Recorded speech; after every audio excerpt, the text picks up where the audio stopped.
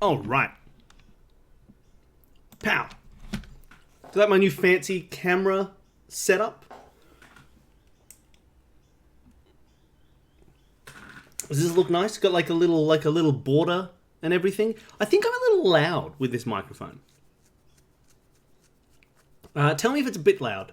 Yeah, right. I think it's better than like a camera on a black background.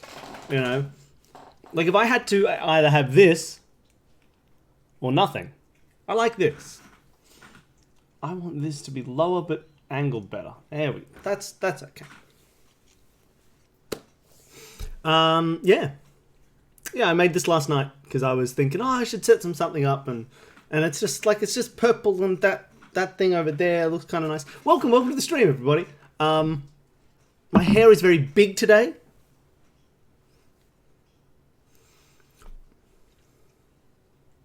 Oh, I don't make me move that ETP. It's gonna be hard. Here, I'll just give you a.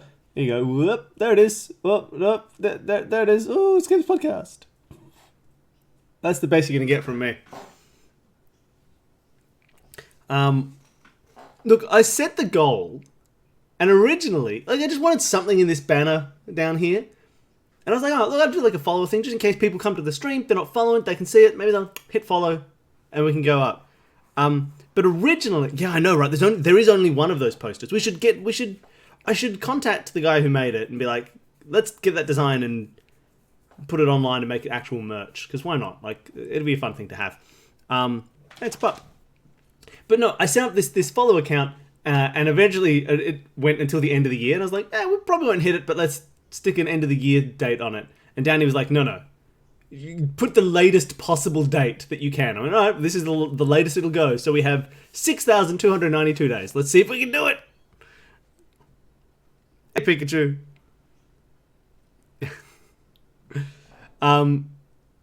But yeah, so that's where we're at.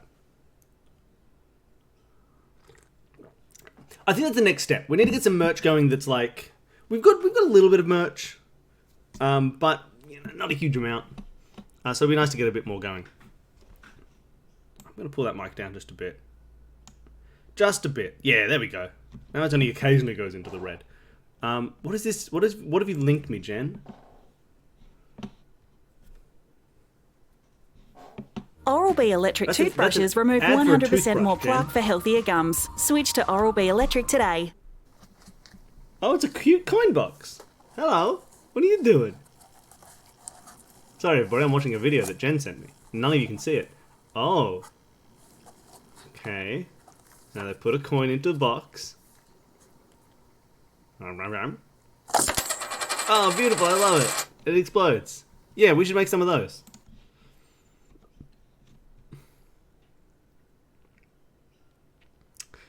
Oh, you can put stickers on your laptop. What's the worst that'll happen? All right. We could probably get straight into the game. We don't need to worry too much. I'm gonna open this on the side here. We haven't actually this will be the first time I'm playing some Banner Saga. It should be fun. I played Banner Saga when it first came out. When the sequels hadn't been released and all that sort of stuff, and I've played through and I finished it. And that was the last time I played it. I have not played it since. It has been a long time. So we'll see how it goes. It's a very fun game. This is kind of replacing the XCOM streams. And XCOM was great. We just failed miserably and wanted to take a break. But it still feels this kind of Darkest Dungeon XCOM feel. It's got tactical combat. It's got this is very narrative heavy compared to something like XCOM. But you're traveling through and you have to deal with outside of combat group management stuff. The risk is that we're going to our traveling group will starve to death and we'll lose the game that way. Hopefully that doesn't happen. We'll see what happens. I think we should get going. So I'm going to find the game. Where are you, game? Now I got to go over to my Banner Saga layout and let's find the game. Welcome to the Banner Saga layout.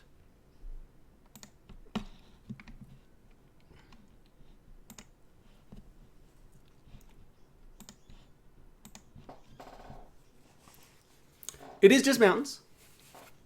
Oh, this is going to be so loud. Oh no, sorry everybody. It's going to be loud. Hold on. Right, let me just... There we go.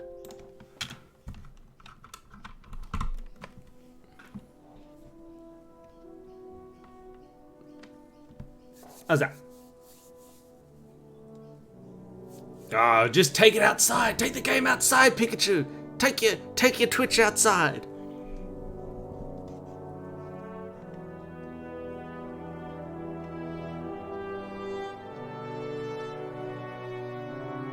Oh, look, Tom, we can talk about it at the interview time. We'll just figure it out depending on how long everything goes.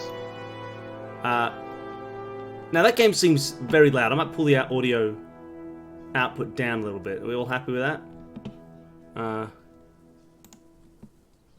That seemed kind of loud.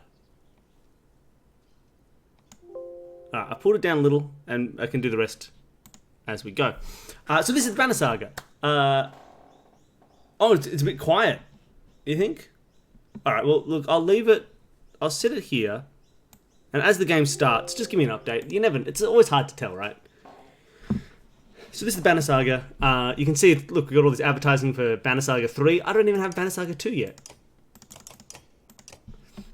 Banner Saga it's this fun, kind of Norse-esque narrative tactical adventure. It's going to be great.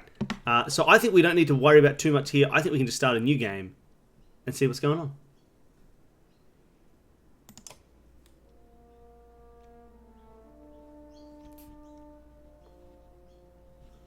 Hold on, let me just...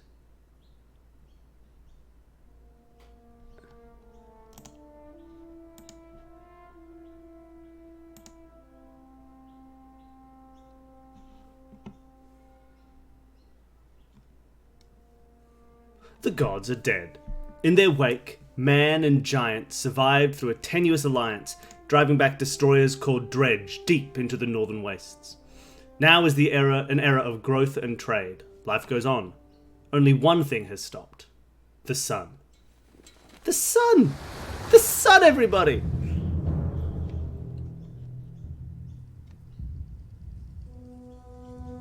Hey, Muggy. Að sjá dreggjana á ferli neðanvor. It has been several long months on the road. I don't need to voice. The After this one. Signs of snowfall accost us on our approach to Strand, largest of the trade cities on the Val-human borders, and our last collection before returning to the capital. Several days ago, the sun simply came to a stop in the sky. Though during these long winter days, none of us can be certain how long it has been this way.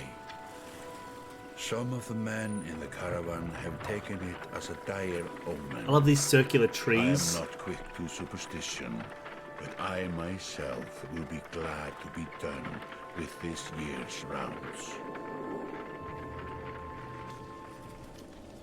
We have been warned by stranded travelers about brigands on the path through Ridgehorn, our road home.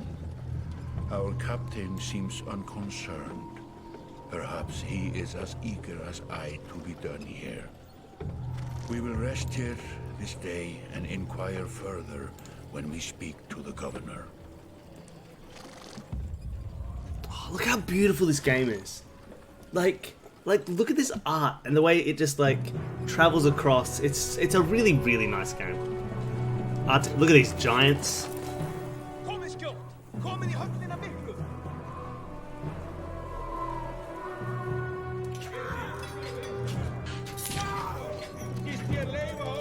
Oh no, revolution.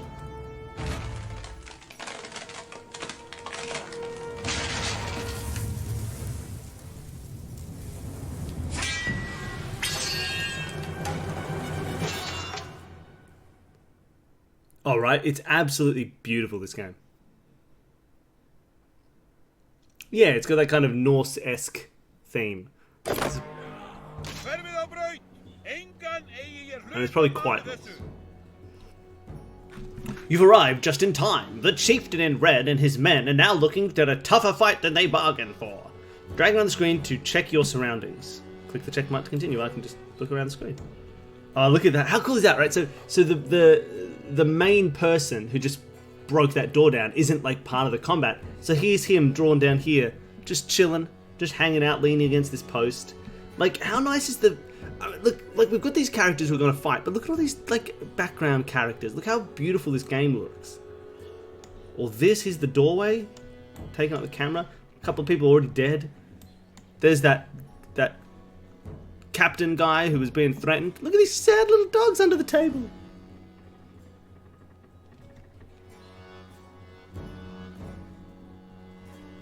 Right?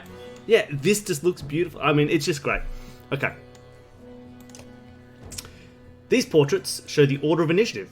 Taking turns from left to right, your allies are blue and the enemy is red. Now this has, I think, one of those classic ones where it always goes like you, enemy, you, enemy, you, enemy, until it can't anymore. So it goes left and right in a really nice way. The polar bear in a chain? Aw, poor polar bear. Now let's kill everybody. They're keeping a polar bear captive. So it's my turn to act. It's this guy who's a shield banger. Movement happens before action. That's good to know. The ring shows your shield banger is active. The blue tiles show where he can move. Some characters fill more tiles than others. The horned allies are a race of giants called Val who take up 4 tiles each. These guys, you can see they take up 4 tiles.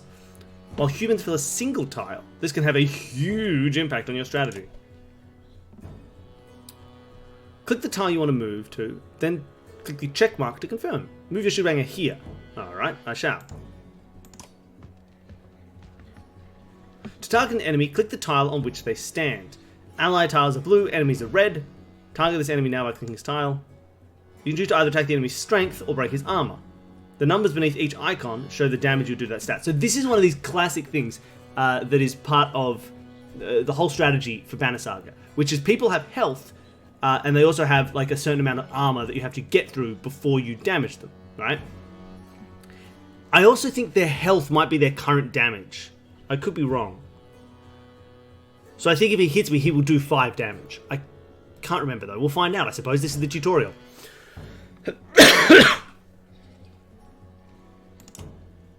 Strength counts as both health and damage. Yeah, so he attacks with 5 damage. He also has 5 health. So as you weaken a person, they become weaker and weaker, which I think is really fun as you damage them. I just think that's a really cool little tactical thing. Whereas armor blocks strength damage, but can be reduced by a break attack. So for example, right now, I could either do 2 damage to their armor, which wouldn't change their health at all, but their armor would go down from 4 to 2. Or I could do 5 damage to their health, 4 of which gets taken away by armor, 1 of which does damage to them.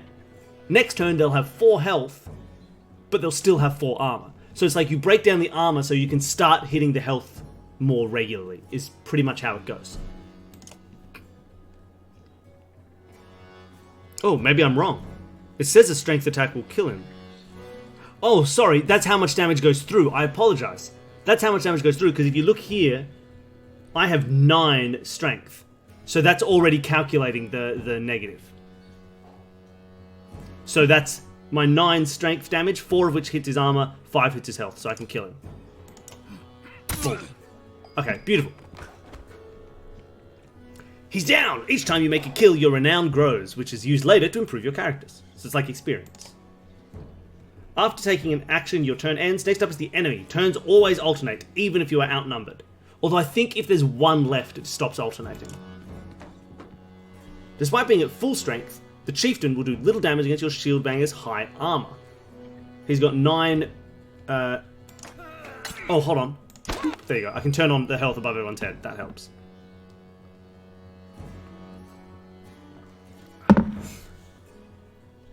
So you can see he had 9 health, I had 11 armor. He wasn't going to hurt me.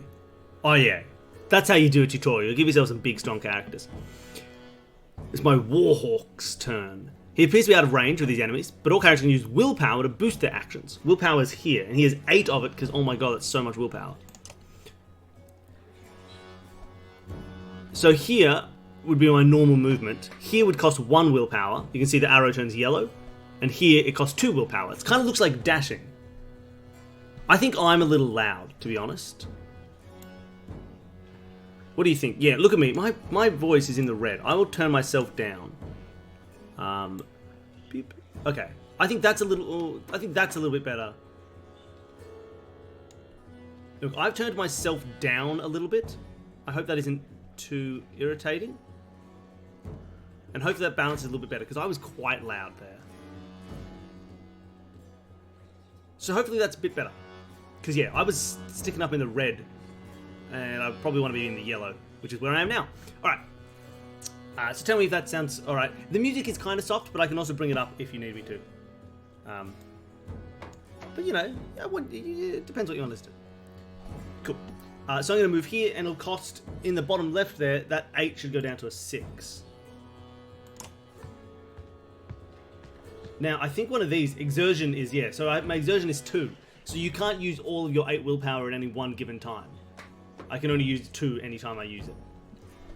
Standard attacks only affect a single enemy, but your Warhawk has a special ability that gives him a unique advantage. Click your Warhawk's tile to access the ability. Clicking your character's tile will bring up all of his combat options, including move, ability, attack, and turn. The ability is called Tempest, which says, strike adjacent enemies in a spin attack. It's rank 1, normal strength damage to 2 adjacent enemies going clockwise from the target. So, that's 13 damage. So it won't kill him, but it'll kill the other one. And that also used 1 willpower. Alright, have a good sleep, Tom. Okay. When there's only 1 enemy left, players entered pillage mode. So yeah, now it's not. Alternatively, he just gets 1 move, then all of my people go. Character does not move on his turn. He can rest to regain 1 willpower. The chieftain will rest his turn. What a fool. So I only do 8 damage, and he's got 9 health. So I do my attack, and then I can click this. 1 exertion, I have 1 star to fill out. And now it does 9 damage. Boom! Dead. Alright, fun little tutorial fight. Isn't it a cool game? Isn't this combat like really interesting? It's a unique approach to dealing with health and stuff that is actually really fun and really smart. And it's a fun thing to deal with as the game goes on. Like a rabid wolf, that one. How did it come to this? We fool ourselves believing that peace will last. My grandfather built all this from a poor fishing village, you know. He watched the gods die, watched the chaos that followed, watched man and var slaughter each other, even before the dreads arose. All we've done is traded one struggle for another. Now that there are no more dreads to war against, we war against ourselves. This chieftain meant to kill me, and he's not the first. A dozen families in the city would gladly take my chair. This one had men waylaying merchants, both north and south of the city, strangling trade quite well, I would add, though he denied it to his lust. This sort of wolf doesn't stop biting because the head is cut off. It just grows a new head. Bloody wolves growing heads everywhere. I'm in a bad way, my friend. Help me finish this fight, and I'll gladly send you on your way with double our king's tithe. Take any men you need. They're loyal. I promise you that. They will meet you down in the proving grounds. I'm just, I just find pretty games. That's what I do. I'm just it's like when you go in Steam stores, you see a game that looks pretty and you just think, I'm a sucker for a pretty game. We have a new trivia question. I think I've been enjoying trivia questions where they're lists, so you can all join in and list some stuff. So, the new trivia question is going to be...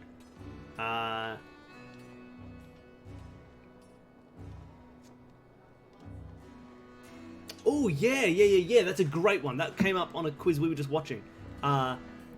There's 5 of them, right? Are you sure it was 6? I thought it was only 5. I believe it's 5. Can you name the 5 countries in the world that have 1-syllable names? There are 5 of them. There are 5 countries that have a single syllable for their name. I would like you to name them all. that is the quiz. That's the trivia question. You definitely know some of them. Chad is one of them.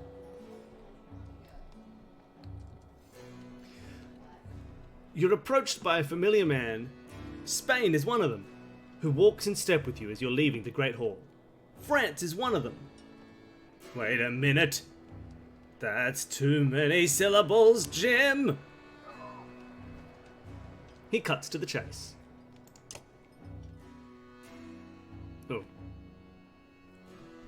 Eric, steward of Strand, I manage the governor's business. That's his voice, sorry everybody, he doesn't sound Norse at all. Uben, isn't it? Ooh.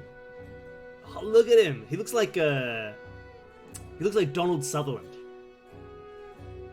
Is that who I'm thinking of? He looks like Donald Sutherland. It is. The governor tells me you'll be giving us a hand.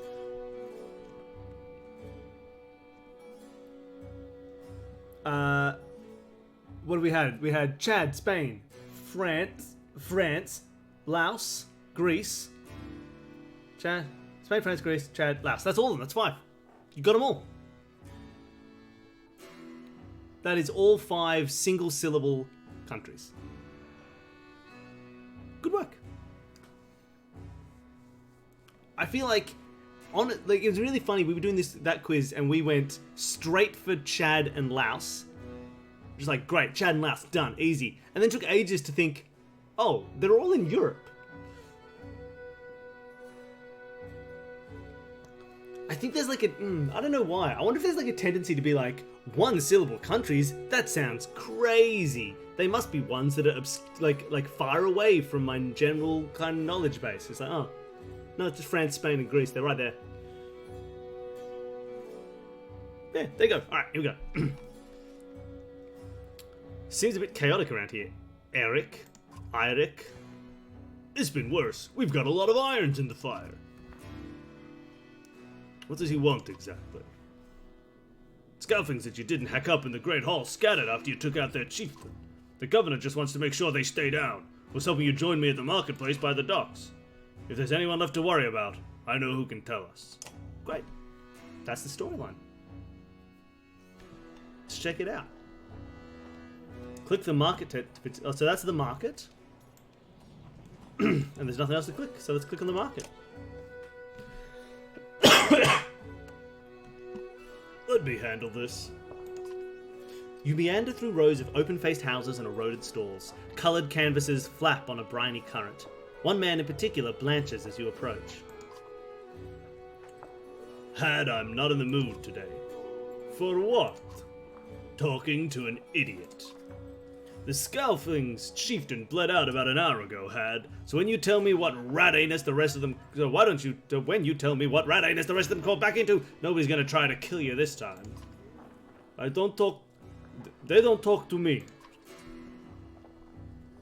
Eric needs some help here from Donald Sutherland.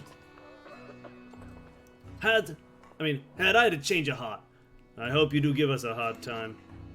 Sweats visibly, stumbling with some dirty trinkets on his table. Wait, just buy one of these. If everybody thinks I'm getting worked over every week, how am I supposed to know much? Just a little food money, yeah? Yeah, I'll pay him. That's fine. You toss a sliver of silver on the table. Both men look at you with surprise. Gestures meekly to a variety of junk from his stall. Take whatever you like. Only thing I'd like is the name of a place. Nobleman, up by East Wall. But that was months ago. Last I know. Skulks away with a wave of Eric's hand, gathering things from his hovel. Disappearing for a while until this blows over, you figure. Your bodyguard steps forward. What are we done here? Gunnulf, were you wearing green back at the Great Hall? No, just bought them while you were walking around. Why? Ooh, how mean is Donald Sutherland? Is he like you look like a frog? Or is he they look good? I think he says they look good. They look good. I'm glad you care. Gunnulf goes off to look at more stalls. Hey, don't be mean to Gunnulf. Look at him. He's hugging his sword all the time.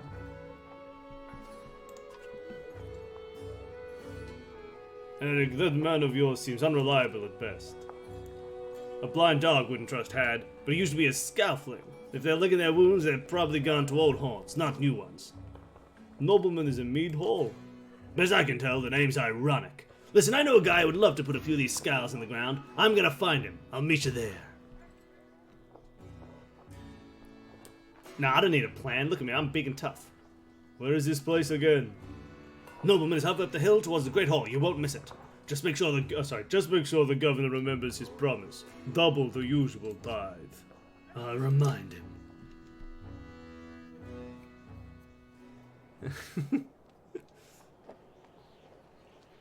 Mead House. Again, nowhere else to go, so let's click on Mead House. You arrive in front of what must be a nobleman. A few minutes later, Eirik appears, with a weather-beaten man introduced as Valgard. I'll point him out, Eirik says over his shoulder. Ready? Let's get it over with. That's the spirit, says Valgard. Okay, here we go. Valgard boots the front door open so hard it won't close again without repair. As you enter the hall, Eirik is already at the head of a table, his axe drawn. Wide-eyed, drunken scalfings scramble to find their own weapons, turning tables and mead steins in the process. Alright, let's get some big swords and use them to chop down small humans. Oh, you like my Vanguard voice? Oh yeah, I'm ready to do battle. Okay, here's my group. Oh, and I can change where they are. So I've got, again, here's me. Let's survey the battlefield first. We got Ubin hanging out by the door again, though he looks less casual this time. It looks more like he's just ready to grab anybody who tries to run out. Then you got these little guys hanging around. Oh, look at that giant barrel. Look at that. How cool is that? Spilled mead everywhere. Oh, look how you can look out the window. Oh, it's such a good game. What is that game? Anybody here a medieval Scandinavian and can tell me what this game is that they're playing? It's not pool. Or is it not a game? It looks like a game, doesn't it? Maybe I'm going crazy. Maybe I'm just thinking it reminds me of a pool table. It's actually just a trough of water. Maybe it's just a trough of water. Damn, I thought it was a cool game. You're right, I think it is just some water. That guy's already dead. They're roasting a pig. Here they're boiling some stuff. Got some deer that they're butchering. I've never looked at any of this stuff.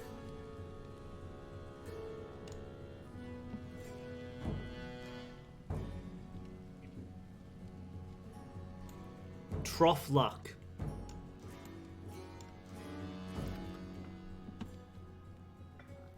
Alright. Look at these. Beautiful. Okay, so I've got my people set up. There's a bunch of them up here. Can I just have that always on?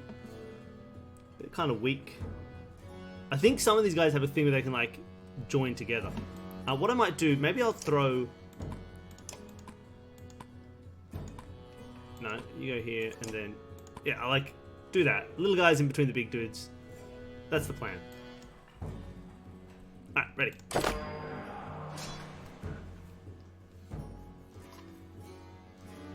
Look at them. It's gonna be butchery. Valgard. Okay, Valgard's strong. 14 out of 12 armor. That's interesting. Must have something that's boosting his armor in some way. Now, and does he have any... Here's a cool boost. Stone Wall. Blocks damage to strength and armor for 1 round. That's cool. So I could, like... move to here, where he's in range of everybody. And then use Stonewall. Oh no, it blocks only a little bit. 3 damage per hit. Oh, can I not undo the movement? Damn, alright, well. Stonewall. Oh, he gives extra armor to people around him, I see. So he tried to do a strength attack and did 0 damage. That's interesting. Moves through allies, which is fun. It gives willpower to allies at any range and rally. Okay, cool. Well, let's run up here. Use some stuff. Attack this guy. And let's deal some health damage. Yeah, there you go.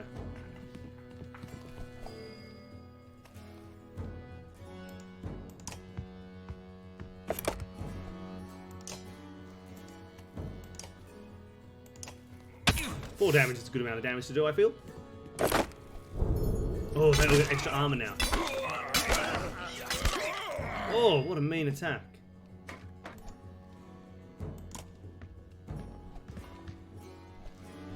Oh, that's interesting. Gunnulf went down to 0 exertion when he had 2 in the last fight. That's interesting.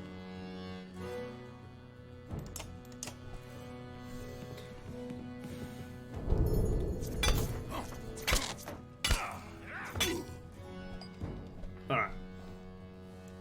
So, we're on this guy again.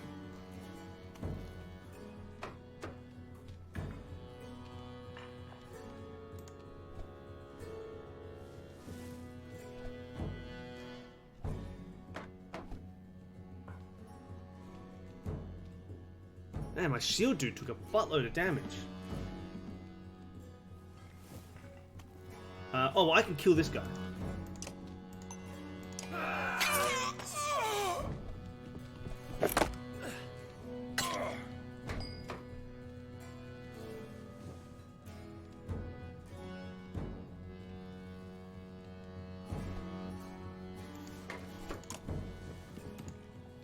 And I can kill this guy too.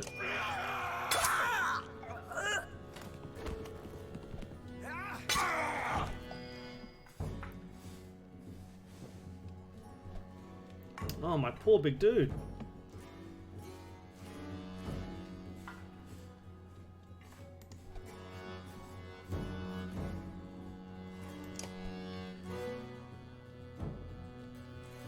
Oh, wait, hold on.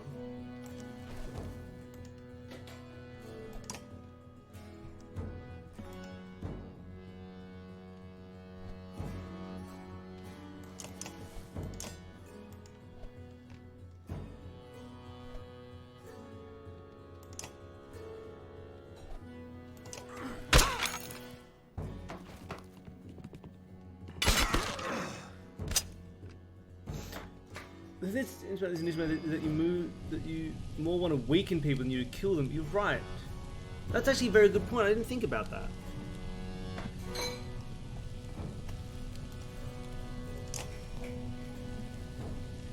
Now that's only 7 damage, so I'm not even going to hurt most of them.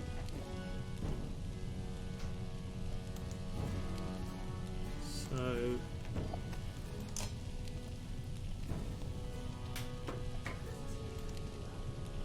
Did I? Yeah, I'm just worried I'm going to die now. Yeah.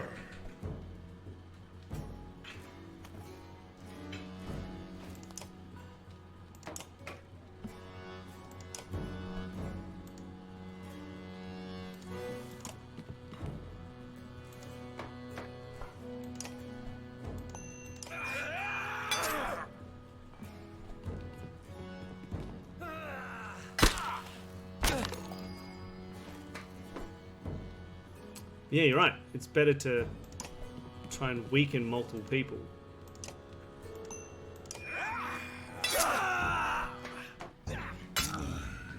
Damn. Yeah, I could have been smart about that from the beginning.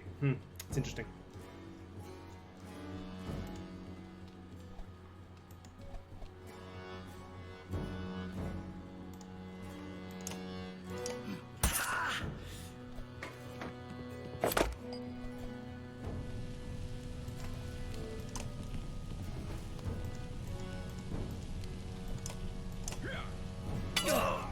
So once they're on low health, they'll just be breaking down my armor all the time because they know that they can't get through it. It's interesting.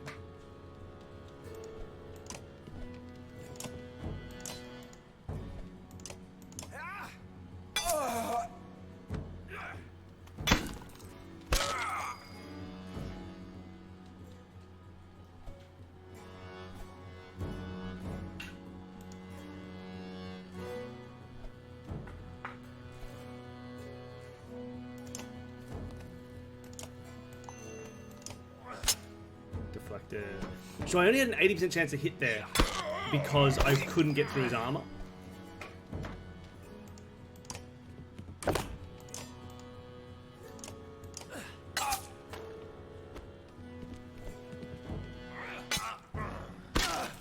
He did 2 damage.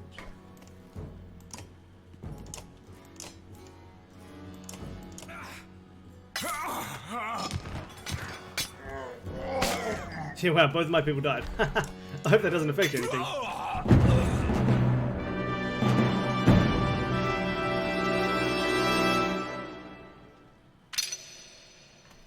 Eirik got a promotion. Gunnulf has been injured.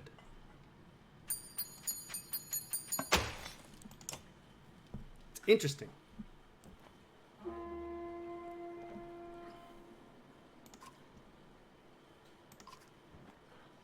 One banner I know well, Vognir. Next for Val Kingship, last we spoke. The other flag? Looks important. So some ships have arrived. Sorry, I just started skipping dialogue. Yeah, important guests. See what I deal with all day long? Ah, things make a little more sense. You'd hoped I'd have a stake in saying everything's fine here when the royal guests arrived. Not me, the governor. Now I have to make sure there are no rotting bodies or pools of entrails still in the Great Hall before they come by. Can I ask one more favor? What is it? If you happen to stall our guest down on the docks, I wouldn't object.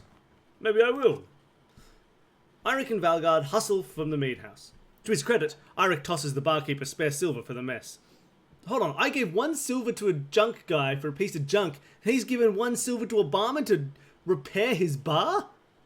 I think I paid too much money for that junk. You give an apologetic shrug and go to meet the new arrivals down at the docks. So some Vals have arrived.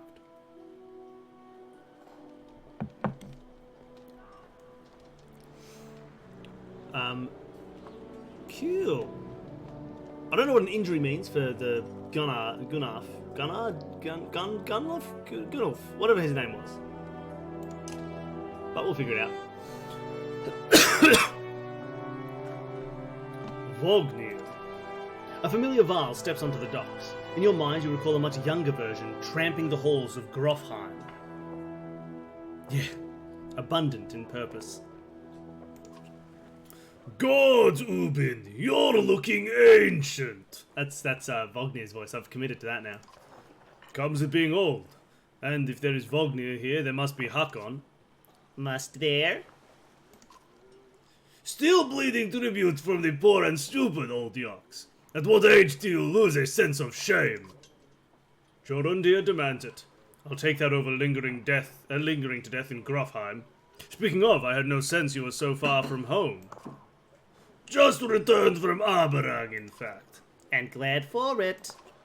Hakkon motions to the other ships in the bay, sails still fluttering. Golden wolf head emblazoned on red. The king of men. Or someone on his behalf. The king's whelp.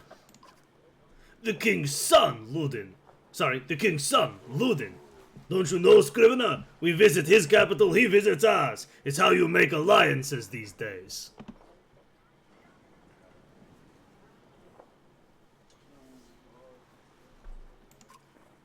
It's a miserable waste of time. Yes, Hakkon has it. I'd almost forgotten. It's a good thing you're around, Hakkon. Then you're going to Grofheim? I have the distinct feeling I've finished my business in Strand and was heading there myself. We should caravan. We should. Give it a day.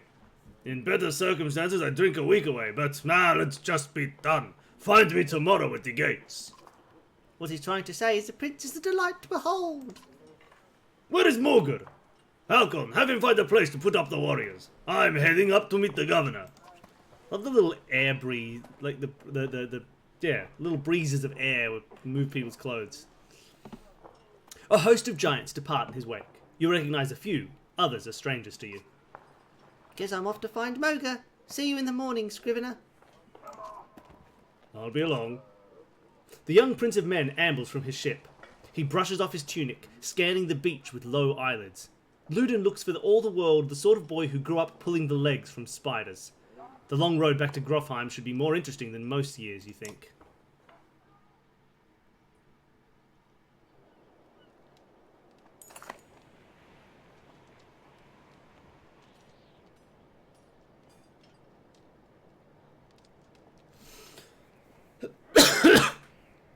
Wait, did we ever solve this murder arc with a broken door to a food place? It was a major clue in a murder? Yeah, the restaurant cafe one. Oh, the body on the beach. Of course. Body on the beach. Weariness suddenly settles in as you chuckle to yourself about what an odd day it has I been. have no idea why you asked that, by the way. I'm not I can't read those comments. Someone referenced it. Okay.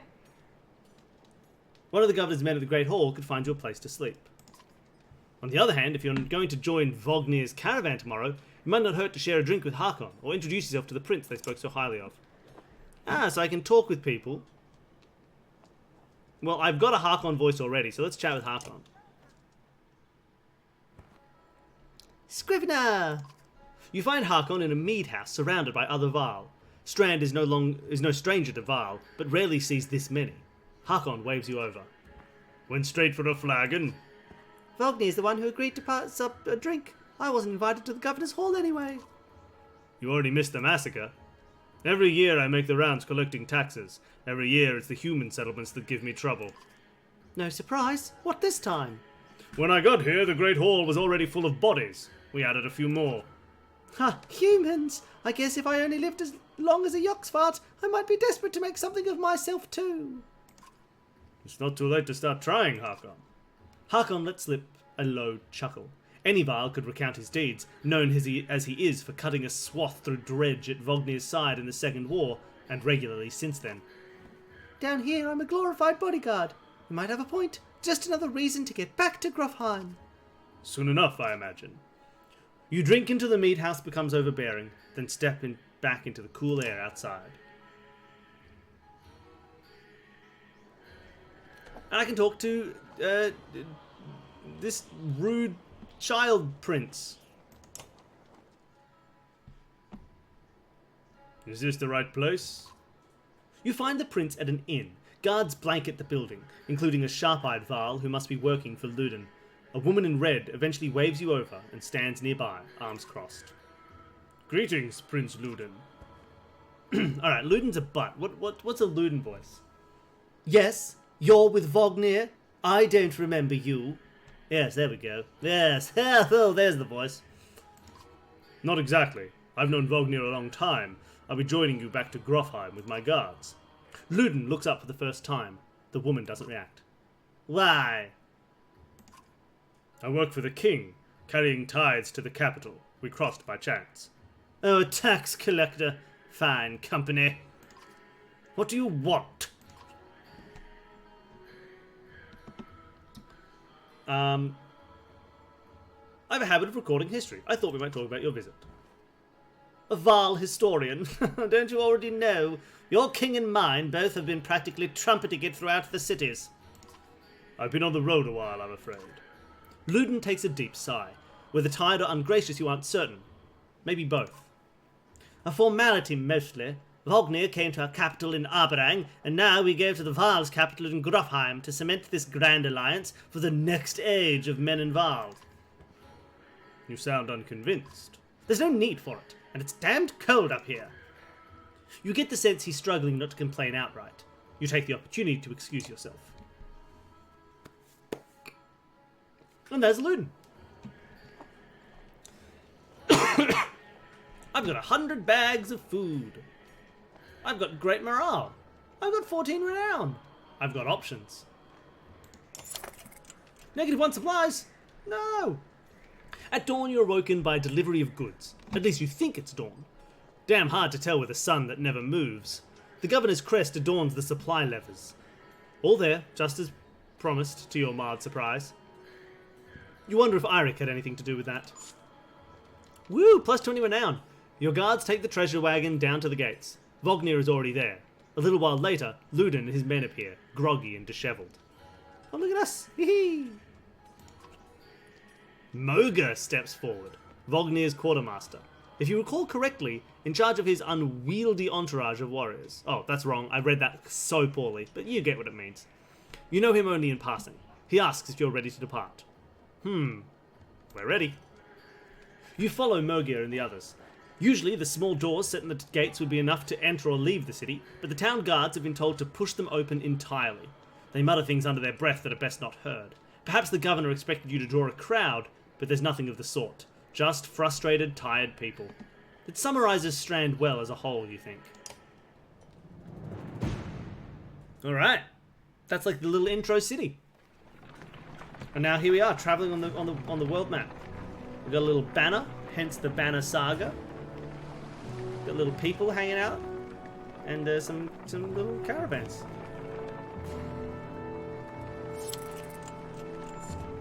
Morale declined? No! Here's a little bridge we're gonna go over. Look how beautiful this game looks. They did so well with the like the levels of you know what I'm trying to say? What am I trying to say? That they've just got all those separate little levels that go back and back like an old Disney cartoon. You can move. It's very nice. That's what I'm trying to say. The game looks good. Yeah, like just layers of the foreground and like they've got like 5 of them at once or 6, and it just gives it a really nice sense of depth, but also gives it a really cool aesthetic. The caravan stops for the day. Oh, I need another voice. The caravan stops for the day. "A gift," says Moga, cracking open mead casks, "from our gracious friend the Governor of Strand." Hours pass with raucous laughter as the mead is passed throughout camp. Yeah, parallax scholar. That's what I'm wanting. Thanks, Jenny. Let's toast to Vognir. You raise your drink, toasting the alliance between man and Varl. The others join in. Luton's expression is like a stone wall, but the others laugh at your exaggerations. Eventually you sit down beside Vognir. Let's chat. "Thanks for the speech," slurs Vognir.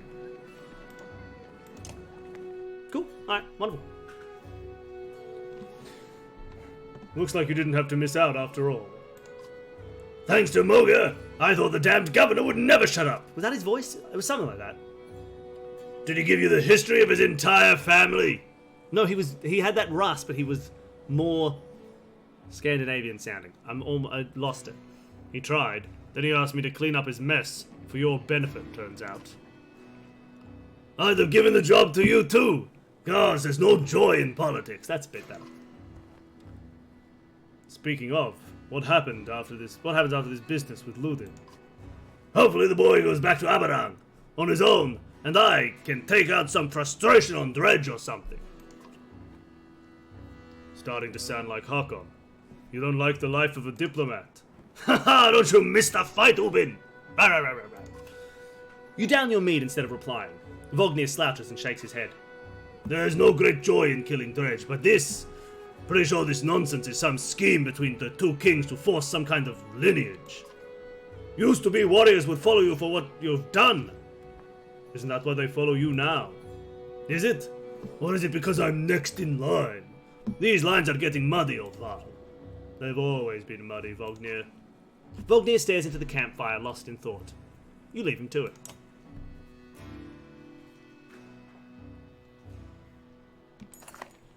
You rise groggily. The campsite a casualty of merriment.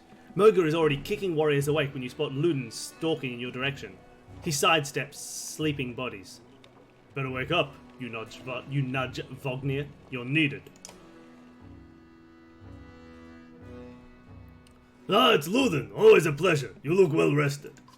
Vognir releases a caged yawn. Brrr! And receives a hard-eyed stare in return. "How long to Grafheim?" "Ah, we're only 2 days out of Strand, you know. Come, I'll show you." He's turning Spanish. "I'll show you on a map." It's not a good voice for my throat, but I'm going to do it anyway because I'm having fun. Ooh. This is the map of the world. You can explore it by dragging a mouse to pan and using this mouse wheel to zoom. The location of your caravan is indicated here by Ubin's icon. There's Ubin in Vederfell. The world map is covered with many locations and holds much lore. You can explore the map at any time, clicking on locations for more information. Oh, so like the Bratterbrek Peaks, we can know when the first Var warriors trudged north to discover new lands, the Bratterbrek Peaks were thought to be the edge of the world. Their summits often disappear into the clouds, and unlike other mountain ranges, a pass-through was never found. That is until the Var king Einar had the Burra Pass built, a bridge that takes 3 days to cross.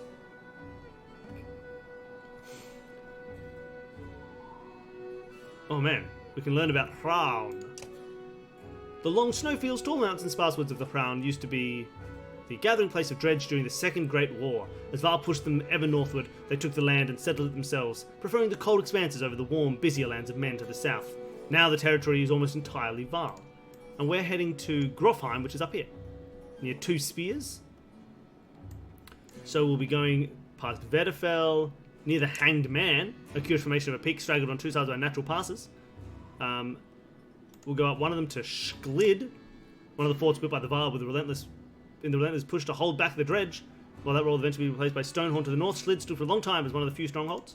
Probably won't go to Stonehorn, we'll just cross through here, and then eventually go into these mountains here. The Val's March, Cradle of Grofheim, is named such for the belief that each Val is of worth buried in King's Barrow becomes the bones of the mountain, eventually forming a new peak along the range. And then we'll go to Two Spears. The unusual gap in Val's March Mountains looks like two great spears at a gate. For decades it became the bloody corridor between the Val forces and the dredge to the north, until the second Val king, Arnfinir, endeavoured to build a sprawling fortress here, which would eventually become Grofheim. That's the plan. Beautiful, let's do it. Wait, how did I... there it is, X. I couldn't figure out how to leave the map. We head north and east past the forts. Grofheim's far from Strand. Going to be a long march. You should have drunk last night, Luton. Why not take the ships to Skymere instead? What's the point of marching? The Silverstone Bay is called that for a reason. It stays covered in ice all year. It will tear up the longships. Too bad though. We could have shown you all the wonders of Skymere instead. A half-sunken city crawling with dredge, Prince. Dredge and glaciers. You like glaciers? Luton exhales through the nose, a poor disguise for his contempt. He turns and bats aside the tent flaps as he goes, barking at his company in the distance. Don't poke the anthill, Wagner. He seems no happier to be here than you. Spend a few more days with the boy, old friend. You'll be looking for a tall cliff to hop off too. Luton's got a shorter wick than Hakkon. Thanks, Wagner. Let's get moving. Another half day to Vedderfell if we're lucky.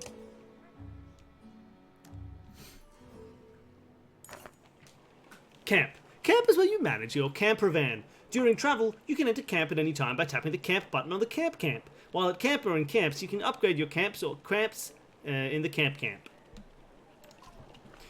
You can pass time by using the rest tent. Resting will improve the caravan's morale. A high morale will reduce casualties in war and affect your willpower in combat. Each passing day will use supplies, so only rest when necessary. The training tent will allow you to safely try out any characters in a mock battle. Tap leave at the bottom of the campsite when you're ready to get back on the road. Let's check out the heroes tent. One or more of your units is injured. Injured units can still fight, but have a penalty to max strength equal to the number of days wounded. They heal as time passes when resting in camp. Oh, so Gunnulf. Click on a unit to view stats, promote ranks, or learn about abilities. Well, here's Moga. Moga is a shield master. Bring the Pain is their ability. Their active ability, which is the character strikes an adjacent enemy for armor break damage before hunkering down and boosting their passive ability, which is Return the Favor. Which is that when people attack him, they lose a point of armor.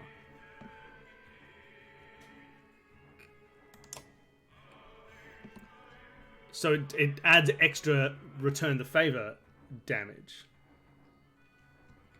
By using Bring the Pain, he can create a forward charge that punishes enemies for ganging up against him. Yeah, that's cool. I like that.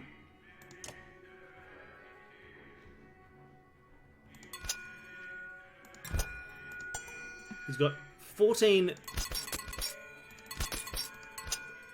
armor, he's got 10 strength, 4 willpower. He only can use one at a time, and he has 2 shield breaking damage stuff. Oh, and what's this? Moga's an old hand in Val culture, long on the front line of the fight against the dredge. He's had the occasional brush with leading a clan of his own, but eventually settled well into commanding Vognir's personal army of Val warriors, and is highly respected among them. No kills. Then we have Gunnulf. So his passive ability is Heavy Impact.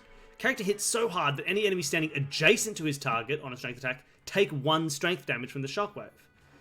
Hitting a large target like a Val or Dredge takes up to 4 tiles, can potentially cause an impact across many more victims than hitting a single tile. That's cool. That's a very good point. I like that. And his active ability is Tempest. Look at the little animation of it. Isn't it cool? Which we've seen before. Does the clockwise spin. He doesn't have much armor. Only 7, which is low. But 15 strength is pretty hectic. As long as he acts first, he should do quite well. But if people... Like, the problem with the last one is he moved too close. And then he just got attacked by a bunch of people before his turn. So because his armor is so low, by the time he got to attack, he was only on 7 health. And so he became really useless. So you got to, he's got to get that first attack in. Otherwise, he'll lose all of his health before he can do anything with it. And yeah, currently has 0 exertion. That's not good. Then we have Luton, who's a... Oh, wait. Let's learn about Gunnulf. When Ubin became the Val King's tax collector, he was given an entourage of bodyguards to help transport gold collected across Crown. Gunnulf is the only one from the original group still alive, even though he just died. Luton is a spearmaster. I really like spearmaster, if I remember correctly. I really enjoyed playing with Luton on my first playthrough years ago. Luton is the Prince of Men, the first heir of a vast kingdom. Though disliked by peers and rivals on account of his highborn attitude, few question his intelligence, combat skills, or courage. I do.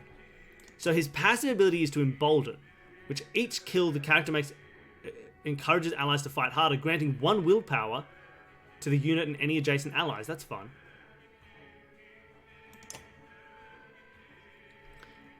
Oh, look at the animation for this impale. Gah! Gah! Beautiful. The character skewers his enemy, doing normal strength damage, before kicking them away, doing knockback, and causing them to bleed if they move on the next turn. The target who is bleeding will take 1 strength damage for each tile that they move, which can be especially deadly for enemies that are moved against their will. That's cool. Especially when you knock them back further, because then to come up to you, they lose health trying to get back. I love it. But his stats are fairly average. 8 defense, 10 strength, 5 willpower, but 2 exertion. That's going to be helpful. And only 1 out of a possible 2 of armor breaking. And then we have Hakkon, the War Master. Hakkon is something of a legend in Val culture. When he met Vognir, it was during the Second Great War, in which the two became known for cutting a swath, well, you've already said this, through Dredge where others were struggling just to stay alive. Vognir was always the charismatic leader, but there was no question about which of the two would win in a fight. Oh, look at that beautiful axe. What does he get as a War Master? Oh, he's the same. He has... Oh, so he's the same sort of thing as... Oh, no, he's a War Hawk. I see. He's a War Master. So he still gets this heavy impact. But... but he has Sundering Impact. Character hits even harder than an average warrior, with no chance to miss. He can wreak havoc with an additional +1 strength, and also adds 1 break damage to the target, plus bonuses to heavy impact. Oh, so he adds 1 break to heavy impact. That's cool. Stunning Impact is best used when carefully positioned to impact as many enemies around the target as possible in a single strike. That's really cool. That's very cool. Alright. But Gunnulf is currently injured, so he has -2 strength. But his strength's so high, I'm not going to worry too much about that straight away. Unless maybe we should rest one day. I'm going to rest one day. Oh, -6 supplies. But it's 65 days of supplies. Cool. He's now just 1 injured. I'll leave him at that. Let's leave.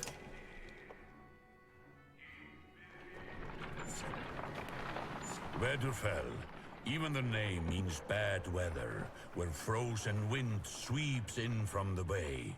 They tend livestock, but most are just men driven from Strand with nowhere else to go. Why else would anyone stay? We won't stop long. I'm traveling with 366 bar. Oh, look at all this. Such a beautiful game. By Harborg, that's a lot of val for some missing cattle. What? A couple days back, someone got to Strand about the cattle. Didn't expect an army. He looks pleased with himself until it sinks in that you aren't here on his behalf. Where have your cattle gone? Wouldn't know. My boys sent men up the hill carrying them away. Oh, my boys seen men up the hill carrying them away. Don't know how many men who can hoist a whole car by himself. Scalfings out here, maybe. Could I have working for them? I'm Mauger. This is my voice. Mauger's voice. Not for what the governor told me. I'm going to take a look around and get camp set up. The peasant spits, his eyes anxiously darting about as the caravan sets up tents. We'll be here no more than a day. There's silver for any food you've got. I am Mauger. For hundreds of val, are you serious? Whatever you're willing to sell. You think of squatting? Not enough room for a couple hunters here. Forget hundreds of... Shut up, hear that? Where's Luton? It's faint. Sounds like fighting and something else. Hakkon takes off at a run. This cough's annoying. Maybe stop doing this scruff voice. I can't. I gotta embrace the voice. Sorry. Clicking on a tile. Oh, look at these. These are...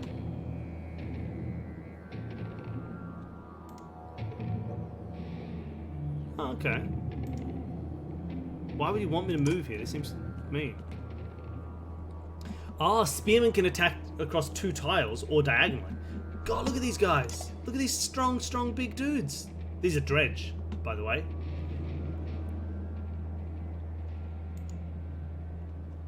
Armor blocks attacks on strength. For each enemy armor higher than your strength, there is a 10% chance the attack will be deflected. Notice the chance to hit shown above the attack button.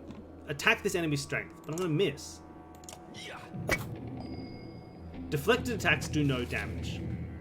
From here on out, you will fail catastrophically if you don't break armor. Damaging both strength and armor is equally important. Well, Luton's dead.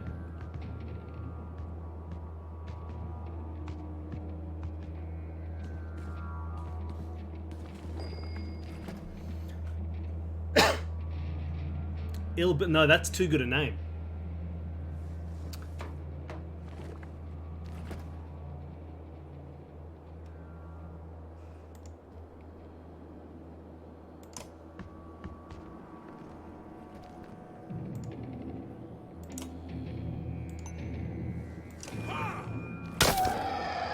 So take this armor down.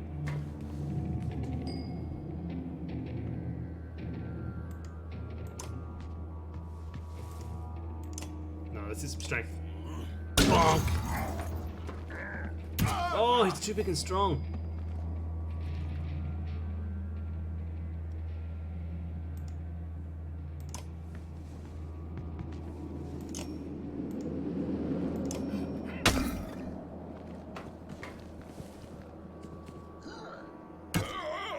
What the hell? Ridiculous.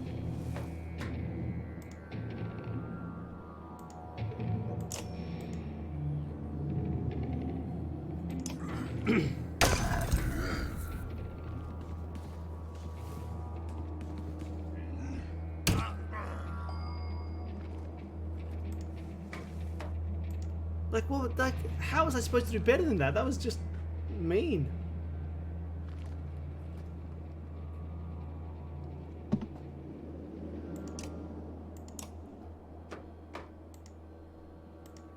You know, like, he just died so quick.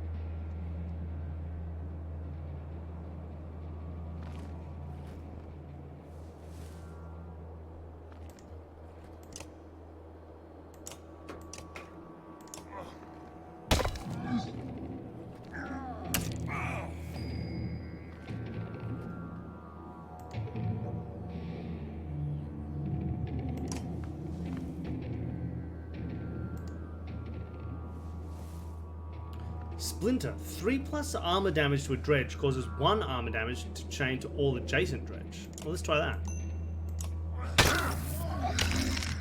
That was fun. And you're dead, so that's whatever.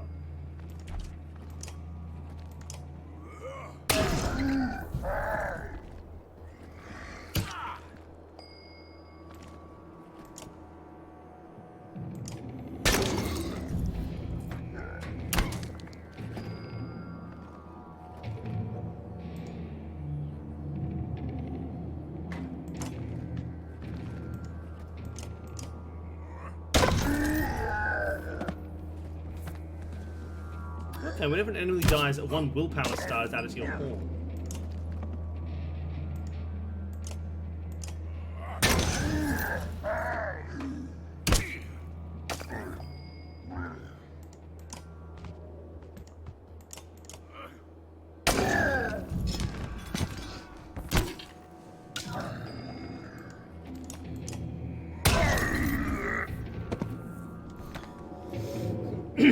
Yeah, like, that was interesting. I don't know what I should have done better with Gunnulf. Like, he just died so quickly. What do you think? What do you reckon would have been a better idea with him? Do you think there was one, or do you think he's kind of... Like... Can you... Should I have ended his turn and not gone any closer and allowed the people with higher... But even then, like, once he attacks, like... I just couldn't do much with him. He just ran up there and died. You're trying to get yourself killed, Luton? What are you doing? I was trying to get a shot in between the plates. You've never seen a dredge before, boy. What kind of idiot? Break their armor first. Where'd they come from? We didn't even see them. They were just there. Hakkon goes to where Vognir lies face down. The future Varg king lies motionless, aside from a spreading pool of blood. I didn't notice the dead... Did anyone notice dead Vognir?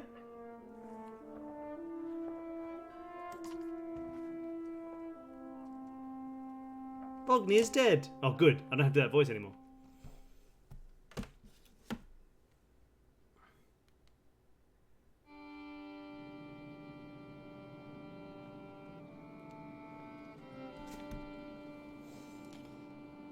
Ooh, we're going to the other place. Oh, here's the other kind of parallel narrative that's going on. Look at that face. Where did that thing come from? Shh, stay close. It's me, Keanu Reeves. I think it saw us. What is this small arrow thing I see?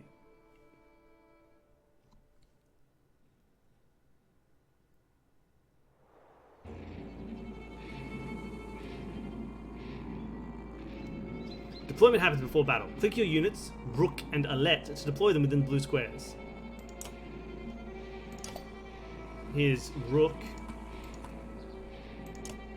Here's Alette.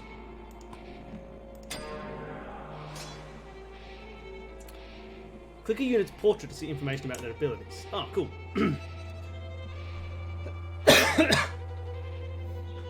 Oh, yeah. So this is Rook. Light Step and Mark Prey. Does armor break damage. All allies within range attack the marked target. That's brilliant. I've got Alette, who has Puncture, bonus strength damage when stationary. That's cool. Thread the Needle. Hits all units between the archer and the target, doing bonus armor break damage. And he can only move till here.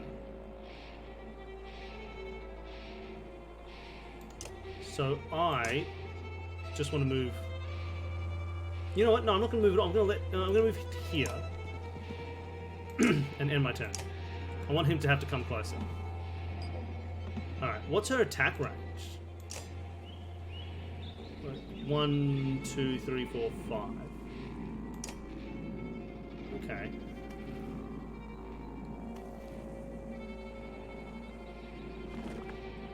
Yes, so that's what I figured out. That's what Jen was saying earlier, that it's better to weaken them than killing them. Which I didn't even think about, I think, in my first playthrough. But it's so clear now, because they still get turns every second turn. You can't make it less often that they get to act. So it's better just make them all really weak. I never thought about that. Okay, so I can hit to here. Whereas this dude, and he can move right into my range, pretty much. So what I might do... Oh, he can move to that one. Oh, that's going to be annoying. But to move there is where I'd have to be to hit him. Interesting.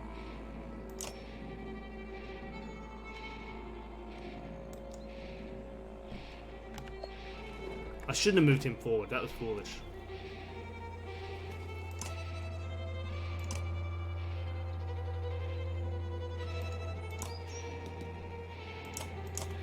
So he's going to get the first attack, which I feel silly. I could have done that better.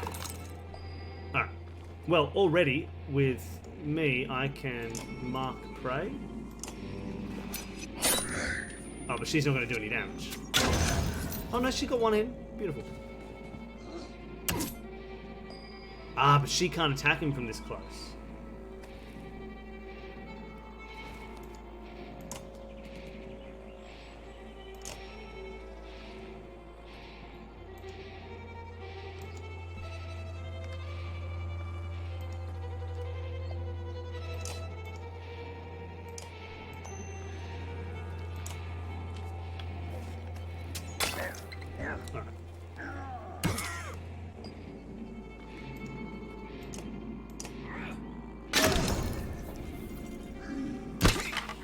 Nice.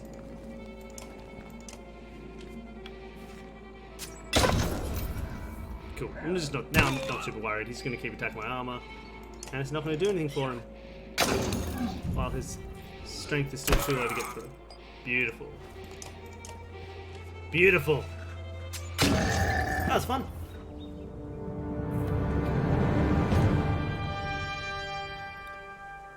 My renown grows. Look at all that renown, everybody. Was that a dredge? Alette looks calm, but you can tell her heart is about to beat right out of her chest. Oh, what's a rook voice? It was. Let me see. No, that's back to Luton. Oh, I could give him that Iric voice from earlier. Just make him a weird American guy. It was. Let me see. You hurt? No, I'll be fine. When the dredge attacked your cart and moved, and the yachts bolted, it spilled most of your supplies. You can see more dark figures moving through the trees when you glance that direction. All that food. That's the last we're going to get before winter. What do we do? Don't run. I don't have a rook voice at all. Don't run. Let me think. Ooh, should we gather more supplies before dredge appear? Or should we just head back? I mean, look, he's a father with his daughter who's just been attacked by monsters. I feel like gathering the supplies would be silly. But also, it's winter. Maybe I need to gather some supplies. What do people think? Should I forget the supplies, hurry and try and gather them, or just ask a boring question?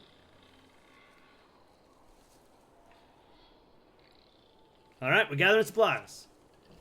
I can see them in the trees. Are you sure about this? No. We have to try. Be quick. Oh, everyone wants to gather supplies. Alette calms the yaks while you frantically toss supplies back into the cart. More dredge emerge, but you manage to get the cart moving again before they can close in. The colossal figures slowly recede into the distance. Plus 15 supplies. Supplies represent food and other goods used to keep everyone alive on the road. When supplies are gone, people will start to die of starvation. The more people are in the caravan, the faster supplies will diminish. You can see how many days of supplies you have left on the travel display at the top of the screen. Most towns will have supplies to sell, as well as a few items. Oh, there I am. There's me.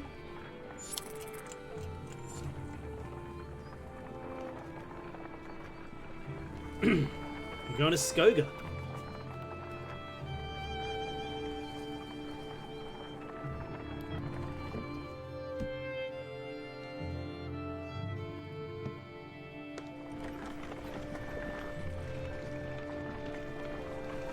It's just such a good looking game.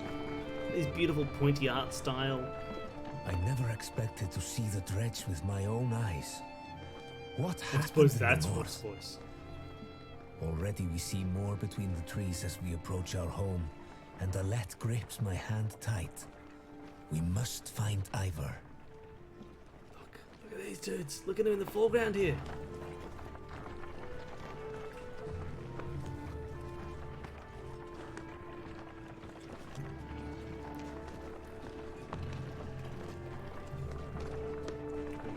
The looks of these guys. Look at these dredge hanging out.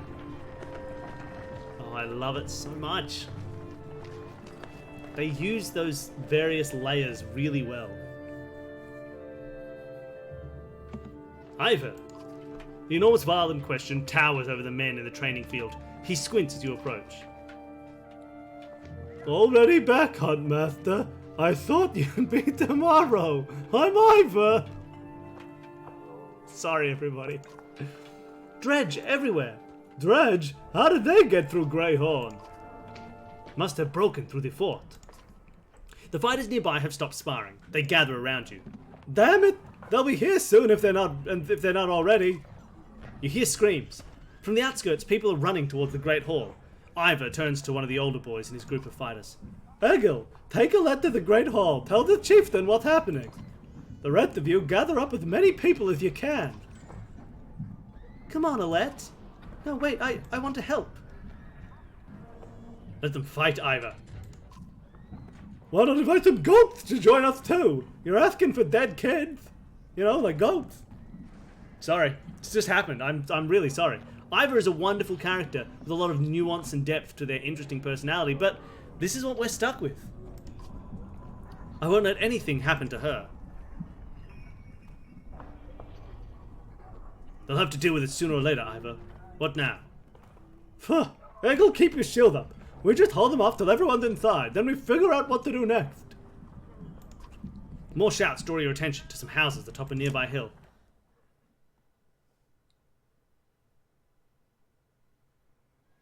Houses atop a nearby hill. Sure enough, Dredge are gathering in number. Fear threatens to bubble over into a panic. How long do we need to keep this up, you ask? Ivor shakes his head unknowingly. That's a bad sign. Turn order. Units move in the order you place them from left to right. This initiative order is very important when setting up strategies. For example, put archers after melee units so they may stay safe behind your heavy hitters. Drag the unit icons to rearrange their turn order. Okay, well, I like Rook going late because he has that thing where he can like make everybody attack if they're already in range. I don't mind that. We'll put Alette last because it's nice to be able to shoot people. Maybe we'll go Ivor first. Yeah, that's fun. Yep, sorry. Ivor's lost all of his gravitas. Alright, everybody, are you ready to fight? It's me, Ivor, leader of this whole party of people. Egil, are you ready to do things with your shield and sword? What about you, Rook? Okay, here we go. Ooh, what's his item? Alette's bracelet. Alette's? Who's wearing Alette's bracelet? Nobody. Ooh, okay. +1 armor, +1 strength, +1 will. You know what? I'm just going to give it to Alette.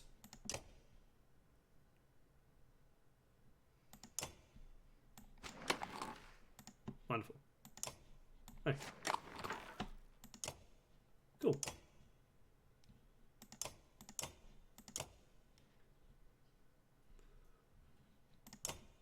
What is this? Oh, it's kills? Okay. When Skoga was still young, Ivor wandered into the town centre, startling the settlers from Rundwall who had rarely seen the Vaal before. He never said why he left Vaal lands to help men build a small town, but each chieftain in Skoga's family line is happy to have him. He's known Rook since the man was young, and the two formed a fast friendship. And what's up with Iger? He's a strong arm. His passive abilities return the favour, which we know already. People who attack him lose a point of armour. And he has battering. Oh, look at that animation. If only he didn't have such a silly voice. The character smashes into an enemy or ally, knocking them back up to 4 tiles, and pushes them through anyone in the way. Battering Ram does armor break damage, and adds 1 more break damage to the target for each unit they pass through. That's cool. The ability can be used on both friend or foe. Oh yeah, right? You can't let her... Anybody who does damage to Alette is pure evil. How dare they hurt such a lovely, cool person. The ability can be used on both friend or foe, making it versatile in many situations.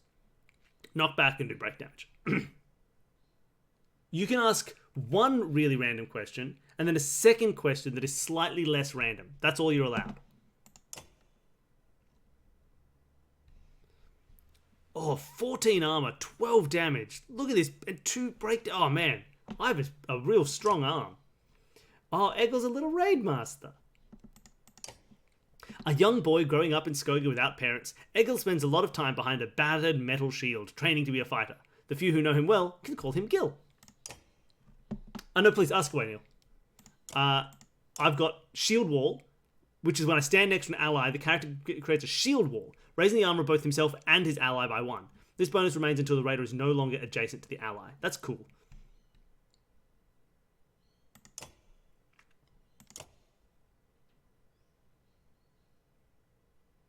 Now that's interesting.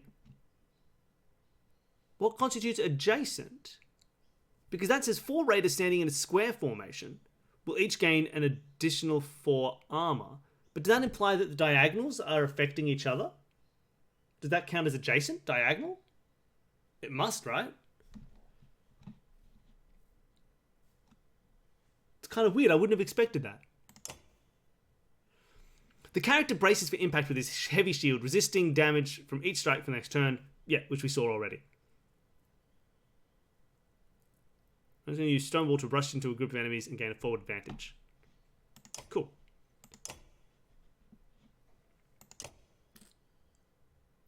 True, but they also have a thing where you can't attack diagonally unless you can attack 2 spaces, which to me implies that they wouldn't be adjacent. Right? Like a shield, like a spearman can attack diagonally, but a normal swordsperson can't. So to me, that makes it feel unadjacent. Yeah, right? It's a bit strange. But, you know, whatever. Rook. Rook is a skilled hunter from a long line of woodsmen who have lived in Skoga, although none of his family have survived the long, hard winters of the north. Oh, Rook's normal attack is a bow. I didn't even do his normal attack last time. I think. Or maybe he's got 2 attacks. I'm confused. That's alright. Since childhood, he's been close friends with the town's resident Val Iver. His talents quickly landed him the position of Huntmaster of Skoga, and Rook wrestles with wanting to teach his daughter Alep to become a self-sufficient woman while also keeping her safe from harm, something he was unable to do for his wife Aldous years ago. The streaming system that I'm using, I'm just running Streamlabs OBS.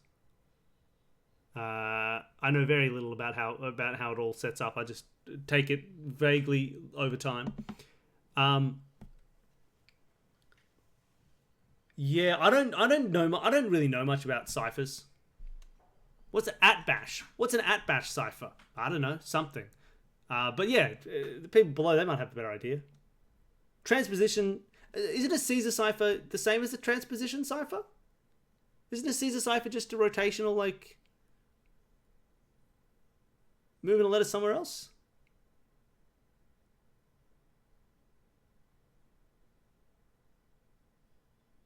Pigpen. Pigpen is a fun cipher.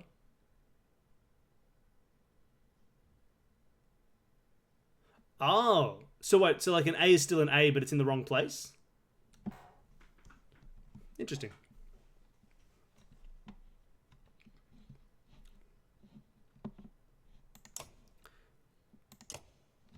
Light Step can move through people. Mark Prey is a really fun one. And we have Alette. Ooh. Her face was very strange there.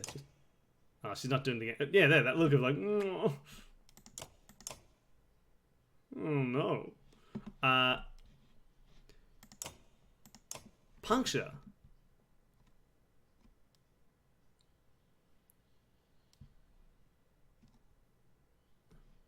By standing still, the archer is able to line up a shot that takes advantage of an enemy's missing armor, doing bonus damage. For every 2 points of armor her target has lost, the archer gains 1 additional strength, as long as she didn't move. That's cool.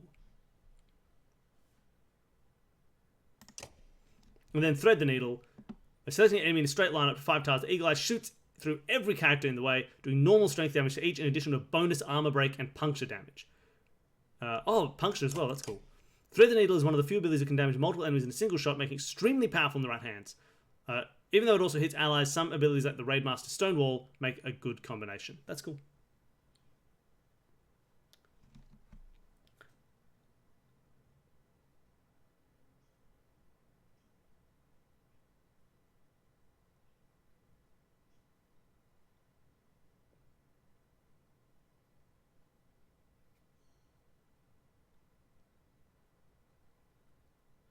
I don't understand that at all, Jen. You have a 30-letter message, you write it in 6 rows of 5, and then read off the columns.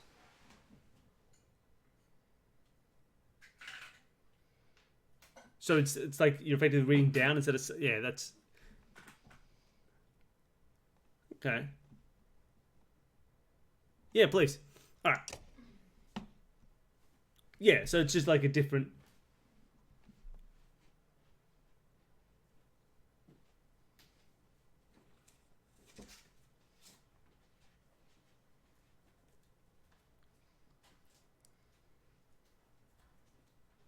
Yeah, okay, cool. And then you just read it. No, it doesn't, but I see, like, it's S-E-C-R-E-T S-A-R-E-E. Secrets are ever, etc., etc. Yeah, so you're reading the columns on something that was written hundreds. Yeah, okay, that's fun.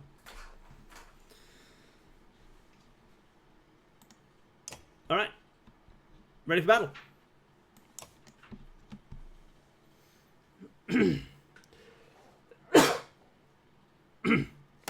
All right.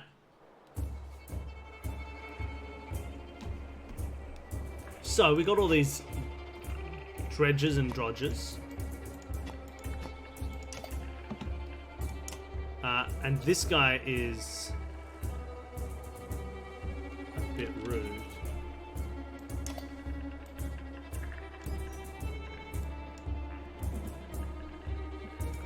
He's going to be able to move wherever he wants. So I'm going to start by getting close to him.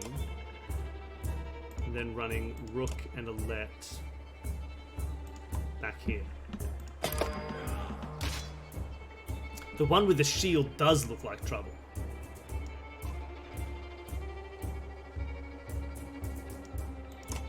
I'm going to start by a strength attack.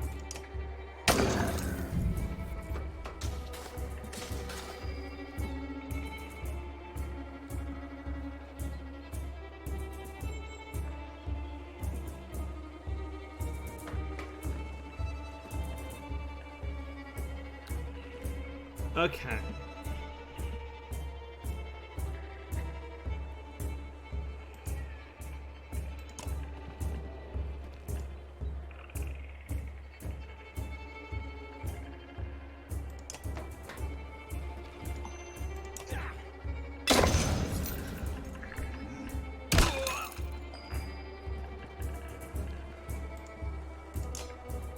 Okay, so he can attack both close and far.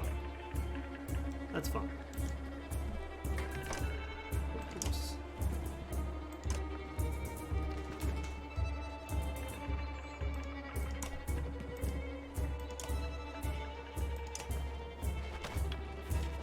Alright, he's pretty low. Let's not kill him. Let's leave him alive for a while.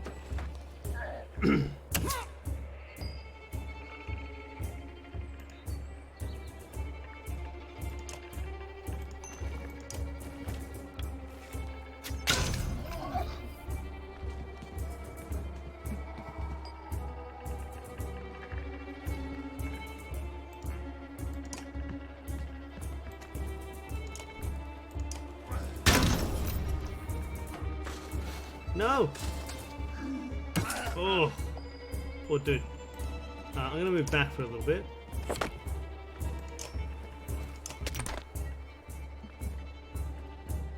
Yeah, that's fine. He's not strong enough to do anything.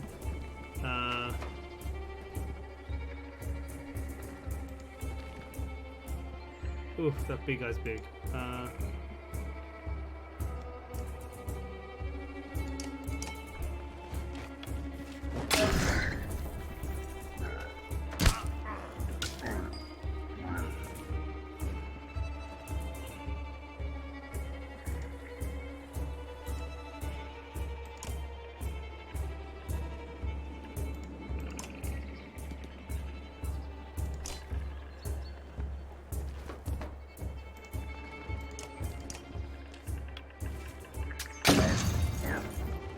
I want to start breaking this guy's armor because he's scary. Oh, but I can't even do that. Oh, yes, I can if I move here.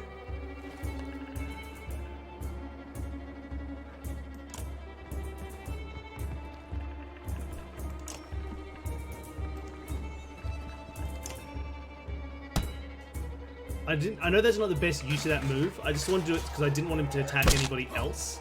If that makes sense. Like, like right now, he wasn't able, like if he'd been here he could have moved down and killed this guy. So instead I knocked him back so he couldn't have done that. That being said, I'm not gonna... No.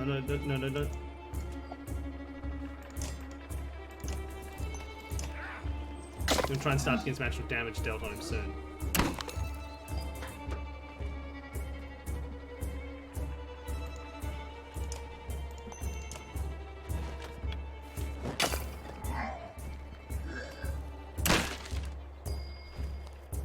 Oh, I'm not close enough to do puncture.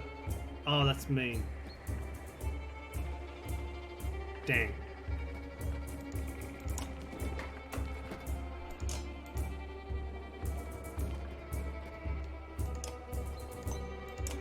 Please hit.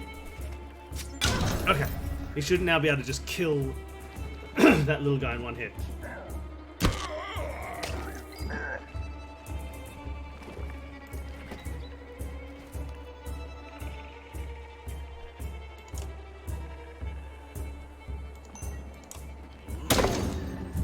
There we go. Nice. Alright, I should probably deal with this guy soon.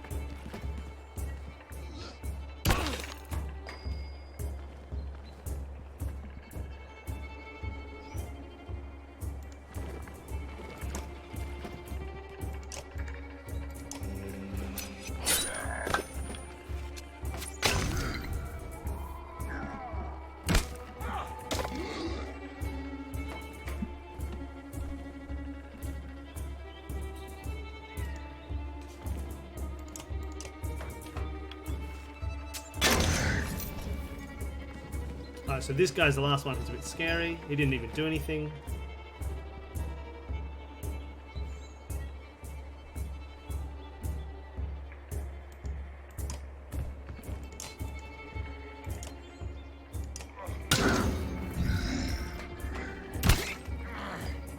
That's good advice, Cave Goblin.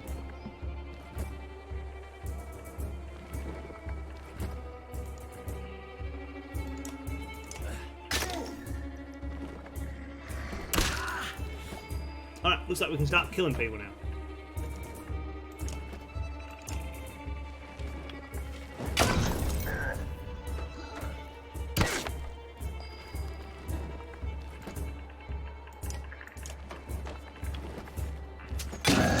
Nice! That'll gain her a level.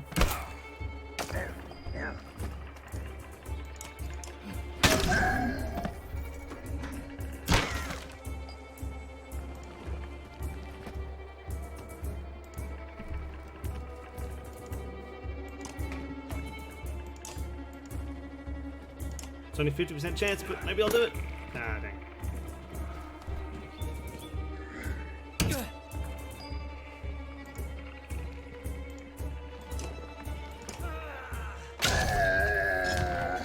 Yeah, this is fun. I'm not going to attack with her because she already got enough kills to gain a level, so I'm just going to chill.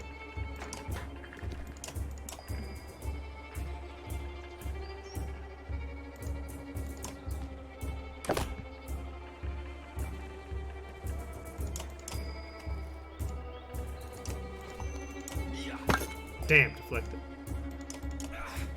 Nice.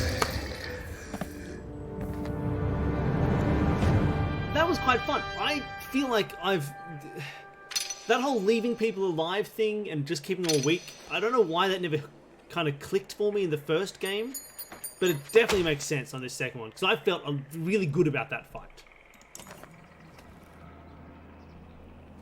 Combat can be unforgiving. Don't hesitate to change the difficulty if it leaves you frustrated or you find yourself needing a tougher challenge. Use the options menu to change the difficulty. I'm going to leave it as it is. It seems to be exactly the right level of challenging and frustrating. New trivia question. I'm going to make another fun list for you all. The trivia question is going to be...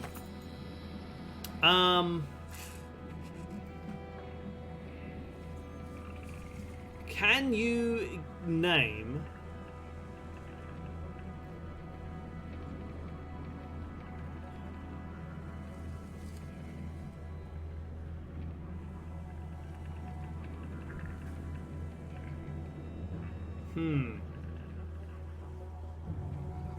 That's a fun list.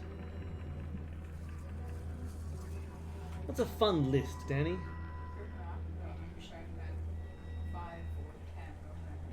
Oh, that's a fun one.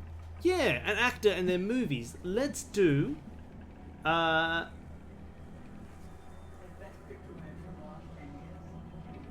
I reckon let's do just an easy, simple one. Let's go for can you name?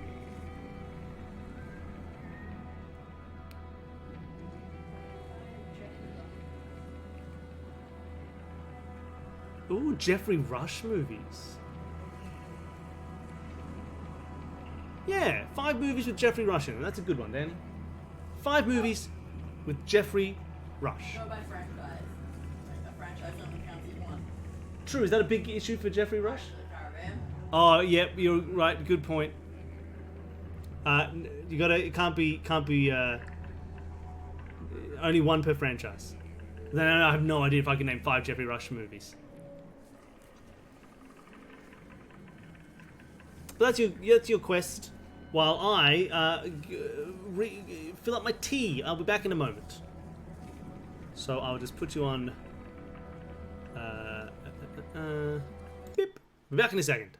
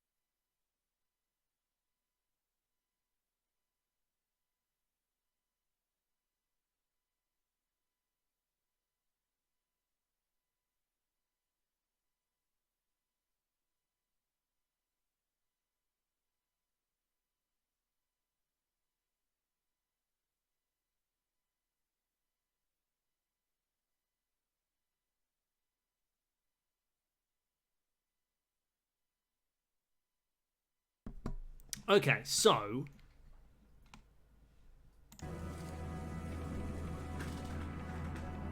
what have we got? It's only one movie per franchise. So Pirates of the Caribbean, where he's Barbosa. Barbosa? Yeah. That's fair. King's Speech, yes, where he plays the king. Does he not? No, he doesn't play the king. He plays the king's speecher. He plays the speecher.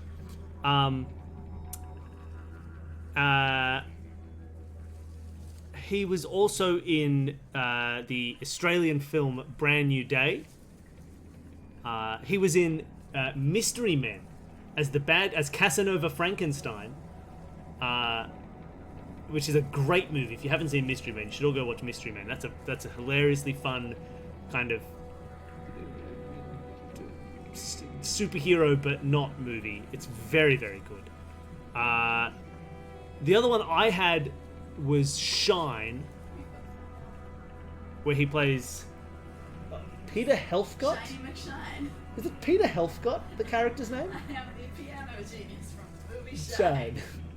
And I'm sure he's in a bunch of other stuff. What about my other one? What was your other one? Life and Death of Peter Sellers. The Life and Death of Peter Sellers. Pretty sure that's what it's called. But he's Jeffrey Rush. 2004 or something. That's why it's a trivia question. Alright, I got my cup of tea, I'm back, and a black horde is forming at the tree line. I'm gonna look at more Jeffrey Rush to see how badly we've embarrassed ourselves. Danny's looking up Jeffrey Rush movies. Yeah, there's got to be somewhere I'm like, oh my god, of course. He was in Les Mis? What? No, he wasn't. Oh, the movie one. Was that a movie or was that a BBC TV thing? Nigel the Pelican in Finding Nemo. Yeah, Les Mis. Oh, a 1998 movie of Les Mis. Oh, cool. I had no idea. I didn't know that movie existed. Shakespeare in Love. Shakespeare in Love. Elizabeth. Elizabeth. The Book Thief. It's Jeffrey Rush. He's in a lot of movies. Alright. A black horde is forming at the tree line. Maybe we should give Ivor a better voice now. Enough of this, says Ivor, glancing over his shoulder. Interesting. We're going back. Then adds, Rook, I'm doing one more check of the houses around here. See if you can find anyone. Find the magic pudding. Ah, magic But I pudding. did just find something interesting. You know, Neil, stop being so young. Everybody knows that in 1998, everybody was at least 8 years old. You weren't 8 years old. True, I was 7 years old. Was I 7 in 1998? That seems silly. That Life and Death of Peter Sellers was apparently like an HBO special. Ah, not a rather movie. than a cinematic movie. Ned Kelly. 2 years old? How dare you? You know. Oh. Legends of the Guardians, the Owls of Ooh. Oh, what about Legend of the Guardians, the Owl of Gwahoo? Green Lantern. He was in Green Lantern? The voice. Let's keep watch. He was the narrator of Minions. The narrator of the Minions movie. That's terrible. Didn't know that? Oh, and of course the remake of Stormboy. Look at all you young people. You're not that young. You're all very reasonable ages around Life mine. and Death of Peter Sellers was a movie, but it was a TV movie. I am currently 29 of your human years old. As you turn to head back, a colossus appears around the side of the house. It silently looms over Alette, its face an expressionless, stony mask, more terrifying than any roar it may have produced. Time seems to slow as it pulls back its enormous mace. Shout at Alette, shoot it with an arrow, run at it axe ready, just let it hit Alette, don't even worry about it.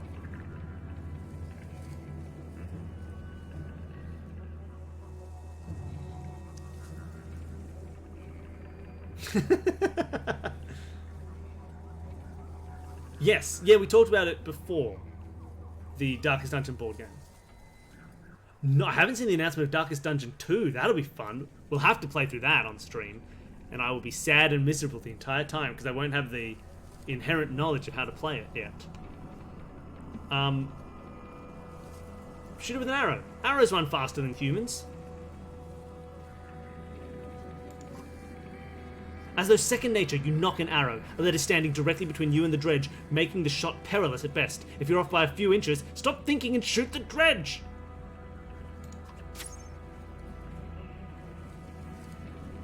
Oh, second pass is like an eternity, everybody!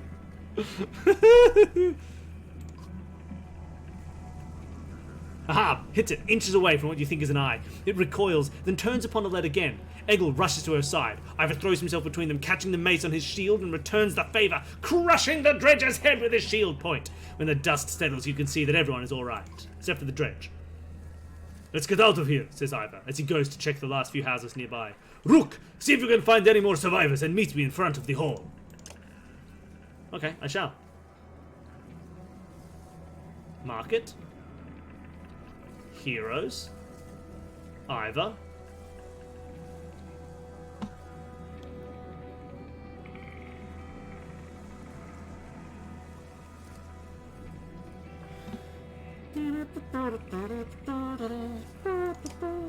Checking out my heroes. Checking out my heroes.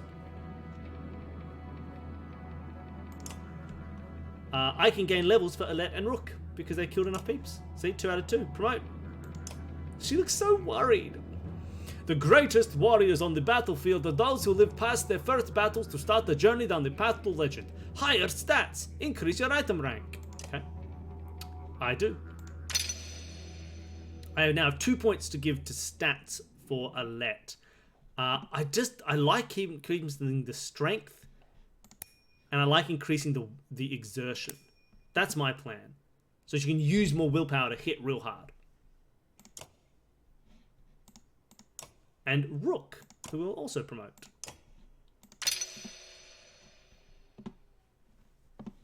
I might give him the ability to take out more armor. And I might give him the ability to have more armor. Beautiful.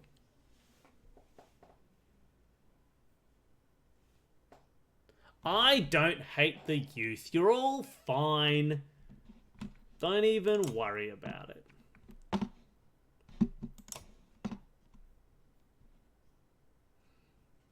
Welcome to my stream, you tiny babies. What's in the market? Oh, man. So I used Renown both to level people up, but also as my currency. So I could get more supplies, which is maybe not a bad idea, because I know that supplies can be a definite problem. Or I get one of these items, which is kind of cool. I can get... Oh, but they're all level... So, people who know, people who are in the know, does that 3 mean you have to be level 3 to use it? 2 strength, that's amazing. -2 aggro, so people don't attack you as much. And +1 will per turn?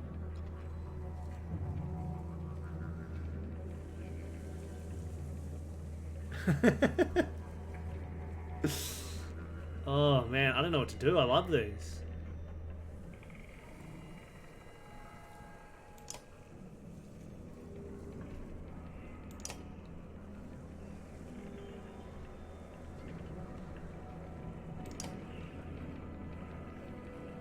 Oh, 1 renown gets 3. Oh, cool. I'm going to spend 3 renown getting a bunch of stuff. Yeah, I can't equip them, but maybe it's a good idea to invest now in some cool items. I'm going to buy this obsidian ring. Was that a dumb idea? Probably, but I've done it. So that's where we're at. What are we going to do? Nothing. You find anyone? Now Rook's got the bad voice. A few. Send them inside. Gods, this is bad. I'm out of practice, Rook. Look. The name's Look, not Rook. You got it wrong. As long as I've known you, you've always wormed your way out of talking about Dredge. This would be the time to start talking. I can tell you they rarely stop for rest. The sooner we leave, the better. They'll follow us until we're tripping over tired women and children. Then they'll attack. Even if we're wiped out, they'll keep coming, trampling corpses in their wake. There's no end to them. How did anyone survive the Great Wars? Ask the Menders. I wasn't there. But I know you fought your fair share. Yeah, I've killed enough slag for one lifetime. That's why you're going to save us now. Don't lay that on me! Come on, let's get inside.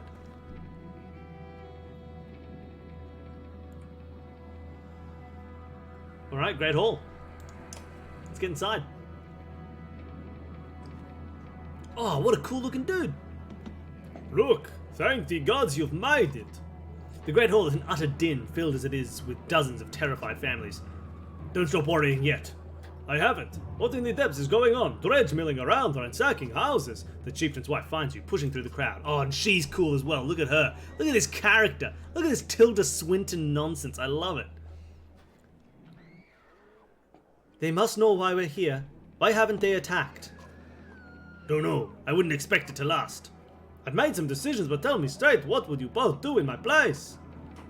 I'd have left by now. They're already outside the doors. Not so easily done, Rook. I trust Ivor on this. The chieftain sighs a deep and heavy breath, slumping. He looks years older. I imagine us fighting and saving the town, but nonsense. Ivor's right, of course. We can't just wait to be slaughtered. Where do we go? If Dredge are coming from the north. Frostfeller, to the west. It's close and it has walls. I intend to be free of Skogar in one push. Nobody left behind. I wouldn't. They'll follow us. If they follow us, we're done. What would you suggest? Let me create a distraction, then go. I'll catch up on the road to Frostfeller.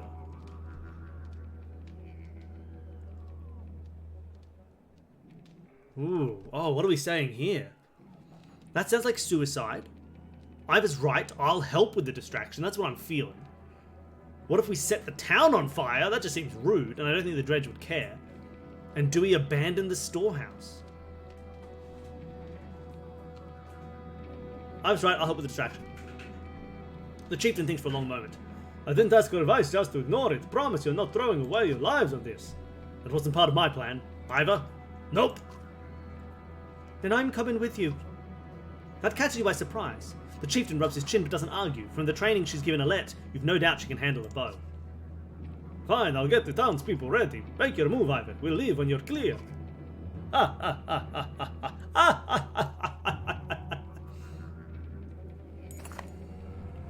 I want Gil with us, says Ivor. If something happens to us, I need him to tell the chieftain.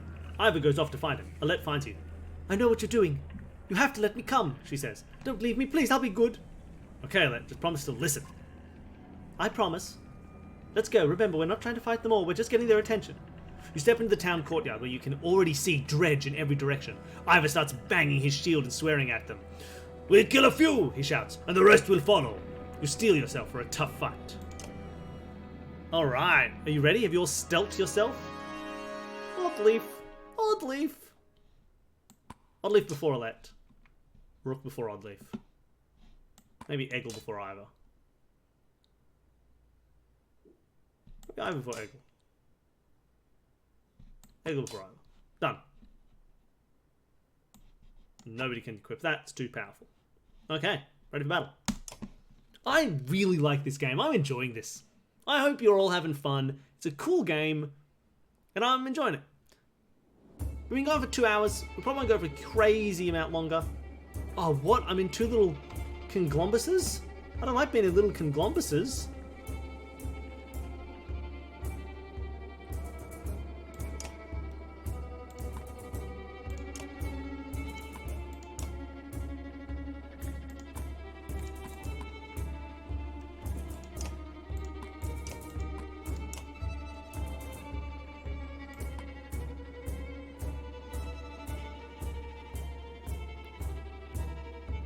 Should I maybe not swap them around? Should I leave them all as one big bunch? Because I don't actually have to split them specifically, do I? Like, I could go here, here, here, here, and there, and not split them up at all. Maybe that's a better plan. Oh, I didn't check out what Oddleaf's about. She has puncture and she has rain of arrows. Target a tarn, stun an enemy who steps into it with a rain of arrows. That's cool. Yeah, maybe I'll stay as one group rather than 2 separate conglombuses. Or do you reckon I should split them up? I don't know. I kind of like the idea of not splitting them up.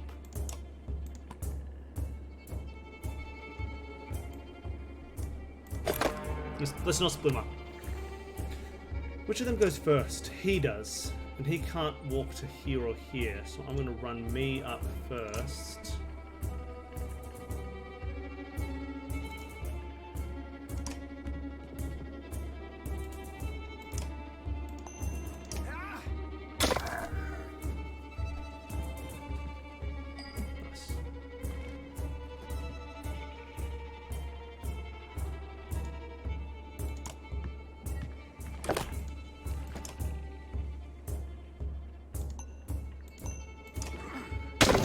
He's only got 4 health now. That's pretty good.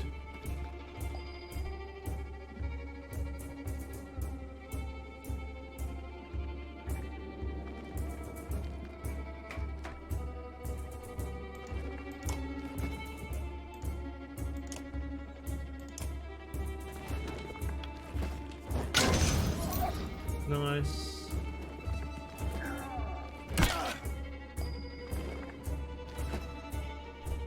Now, where can I do rain of arrows? What's the range of that? Oh, not huge. I hit him for 2, and then he's done. Don't need to worry about him for a while.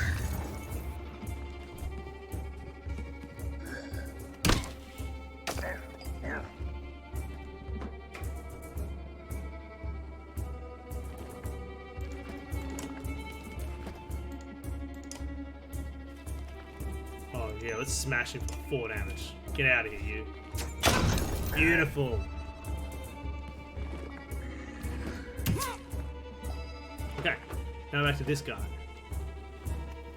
He's only got 2. I'm just going to keep taking this. The strength off that guy. This dude's getting a bit close.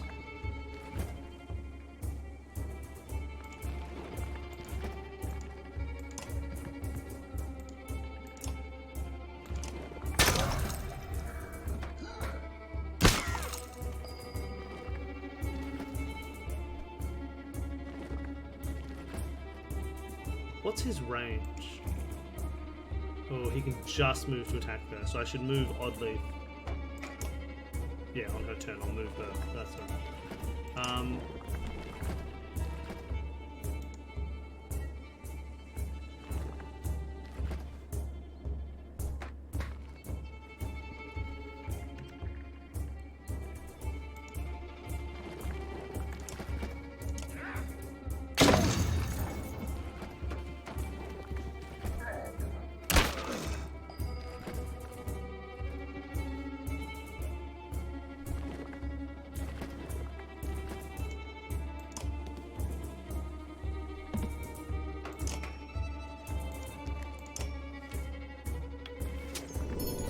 See if he'll land there.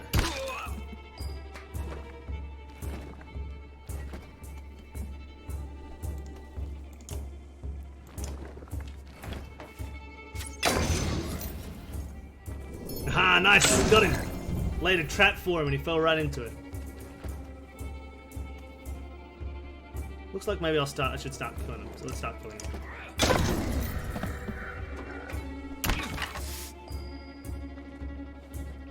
I wouldn't mind hitting this guy, but still. Yeah, because now he got his second turn. So that was the foolishness of killing him, which I shouldn't have done. But that's okay.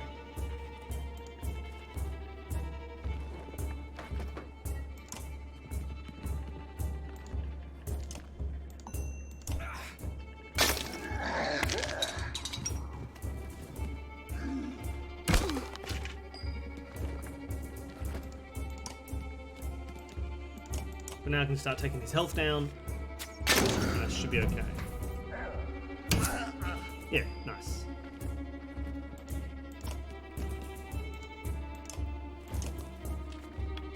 With a 2 health and 5 health, they now can't break any armor, so they're going to have to use their attacks pulling my armor down, and that's just not going to achieve anything.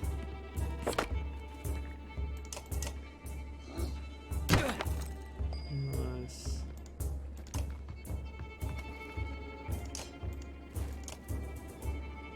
No, I want him to take his turn next, so I don't want to kill him. I want him to get another attack, which will be useless, so then I can spend my attack taking this guy out. And keeping him useless. Because again, no one has lower than 3. Yeah, beautiful. Beautiful, beautiful, beautiful. I'd rather keep that guy taking his next turn, so I'll kill this one first.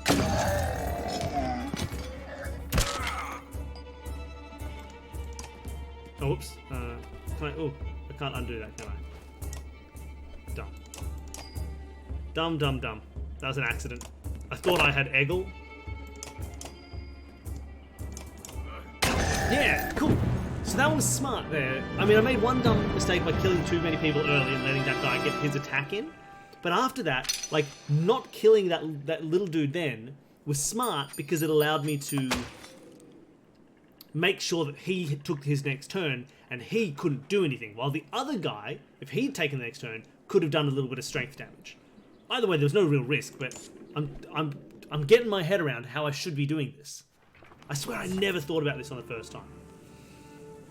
You have no problem getting the dredge to follow. Things begin to look dicey, but you're eventually able to lose them in thick woods, where they have difficulty keeping up.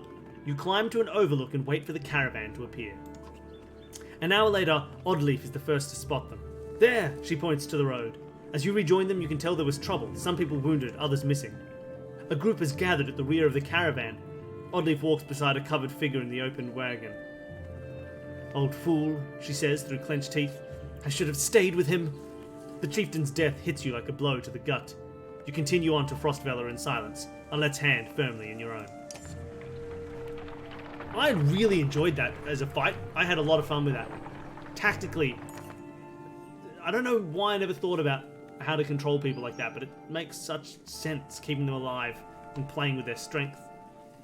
Pausing to catch your... Because then, like, once you're keeping all their strength down, it's like a little race, where it's kind of like, now that their strength is low enough, like it's at 3 or 4, they're not going to attack with strength. All they're going to do is try and bring down my armor. And then it's like this game of, well, who currently has more strength than my lowest armor? Let's attack them and keep their strength below. And I'm like balancing my current person's like lowest armor next to their highest strength and trying to make sure their highest strength is lower than my lowest armor at any point. And I kind of love that. It's a fun little game. Pausing to catch your breath, you glance backwards to see the caravan stretched out past the point of safety.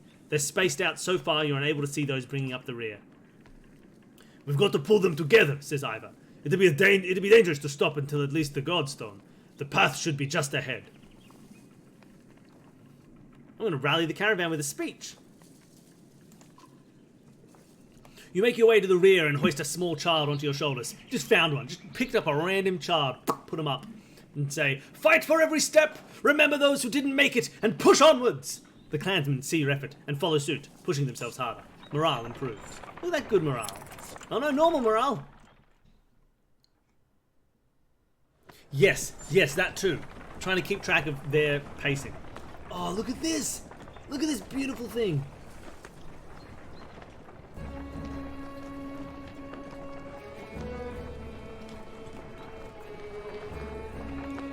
It's a Godstone.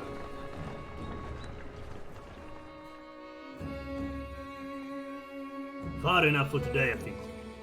After a day of misery, men and women dropped their meager possessions beneath the Godstone of Hridvaldir? Hridvaldir. What are we doing?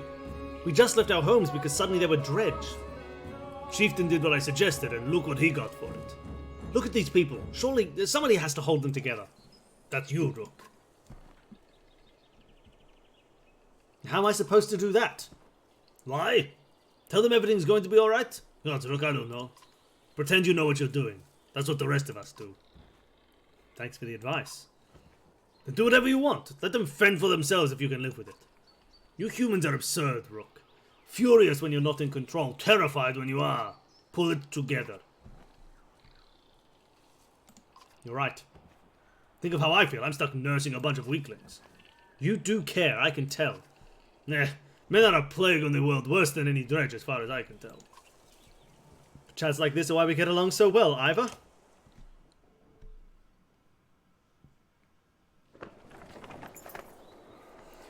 You sleep poorly, the sun forever stuck to an eternally bright sky. Before the others rise, you find yourself staring over long, low hills covered in pine. The Godstone looms overhead, the massive eyes of Hridvaldir looking the same direction as you. Inspect the stone. The weathered stone doesn't see many visitors. not much reason to travel so far east. When hunters come through, they sometimes stop to give offerings out of habit more than anything else now that the gods are dead. Fridvaldir was the god of hunters and of wild beasts, occasionally seen roaming the land as both man and wolf. He was always depicted in effigy with his terrible spear. You wonder what he'd think about his woods being full of dredge now.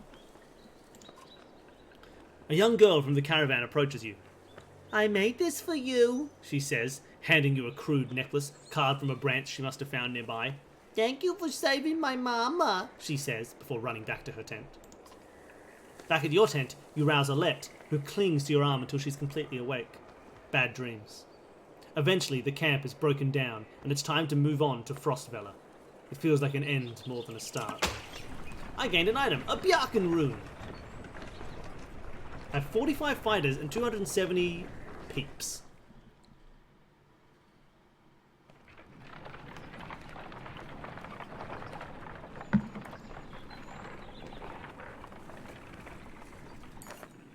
The caravan halts when a group of men appear on the trail, weapons at their feet. We've seen the dredge in your wake, says one. We don't wish to meet them alone. If you, yeah, there's Scottish people here. Vaguely. If you let us join you, we'll show you a watering hole with enough animals to fill those supply wagons. An inherent fear of strangers raises mutters from the caravan. Do we allow them to join us? Do we say, what are you doing out here alone? Or refuse and make sure they don't follow? I mean, it seems reasonable. Let's find out why they're here alone. We were hunting here for food when the dredge found our village, says the man. When we returned... He looks away, unable to finish. What are we doing fighting between ourselves? Let's allow the men to join me. If you'll be no trouble, come along, you say. The men cautiously join your ranks and prove trustworthy. The hidden watering hole nearby is teeming with animals, and soon your supplies are nicely restocked. Good. Oh, nice. We have 12 fighters, 5 renown, 18 supplies.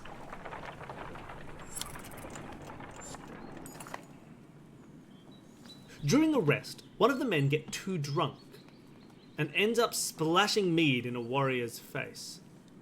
A brawl erupts, many thrown fists and a broken bone later. The instigator, Raffensvater, is tossed on the ground at your feet, angry clansmen looking for satisfaction. His personal defense is little more than drooling mumbles.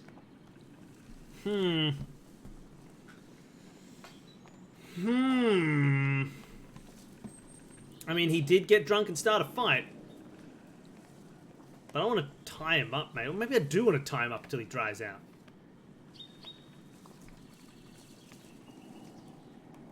What do you think, everybody? Laugh? I don't want to laugh off the scuffle. That seems mean.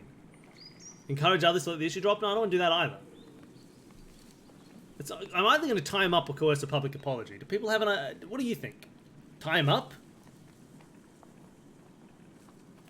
Okay, we'll tie him up. You grab a rope from the supplies and make short work of the sot. A few onlookers throw scraps at him, most just walk away with a laugh, at least content that some measure has been taken.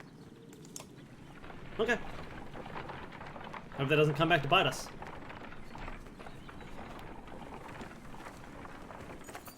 The caravan is visibly relieved to find a small village on the way to Frostvella, with beds and fresh supplies. The locals here are shocked by the news you bring, and discuss it amongst themselves while you set up nearby. Hey, I didn't tie his mouth up.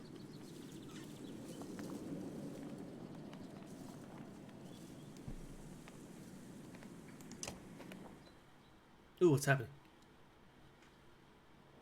Hey, it's a little village. I see. Cool. Let's check out my heroes first. Because I can level one of them up. Ivor. Promote.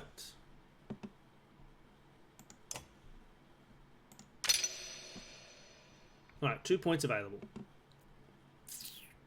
Oh, maybe I want to just up his shield busting ability.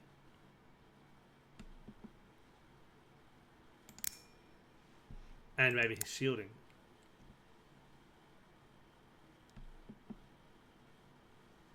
Yeah, I think I'm going to do that. Up his own shield and his ability to break shields.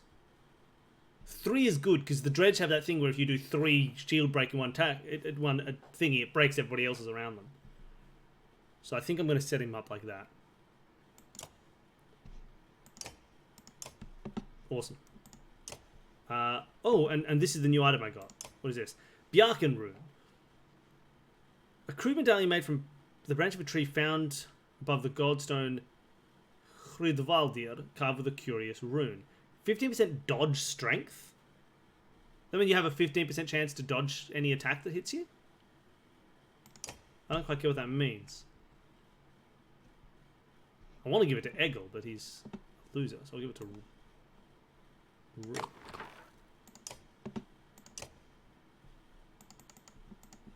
Yeah, I guess that's what it means.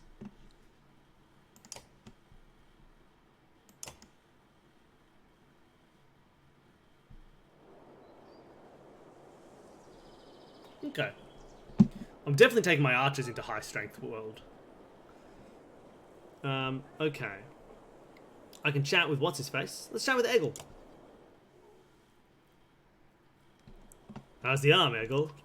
You find Egil just outside the camp, practicing his sword swings. I saw you taking some hard hits out there. Oh, yeah, I'm great. Not great considering everything that... I'm fine. My arm's fine. It's a strong shield. It's Rook, right? I know we haven't talked much before now, but if you want, just call me Gil. Okay, Gil. I wanted to let you know what I meant what I said before about making sure that nothing happens to Alette. You're protective of Alette, huh? Well, she's... I don't want her to get hurt. You can see his cheeks turn bright red. Don't worry, she can take care of herself, too. I know, I didn't mean... Easy, Gil, I know what you meant. I've never seen a shield like that before, he said, changing the subject. Yeah, I doubt there's many. My father made this. It's solid metal, really heavy. But I've been practicing with it since I was a kid. I used to spend a lot of time just getting used to lifting it. He raised it up to show you. I'm pretty good with it now. It's the only thing left of my father's... The only thing of my father's I have left. Then when my mother died, she gave it to me before she died. Ivor seems to think you're pretty good. Did he say that? That's good. I'm trying. Never had to fight anything like Dredge before, but I don't have much else to do, and how many people get to train with a Varl? Just seems like I could be a help to someone. That's what I want to be. I'm heading back to camp. Stay strong. I will. Oh, and if you need anything, let me know. I can do anything you need. Between you and Ivor, we're going to be okay. I can tell. You got to bless you, Danny.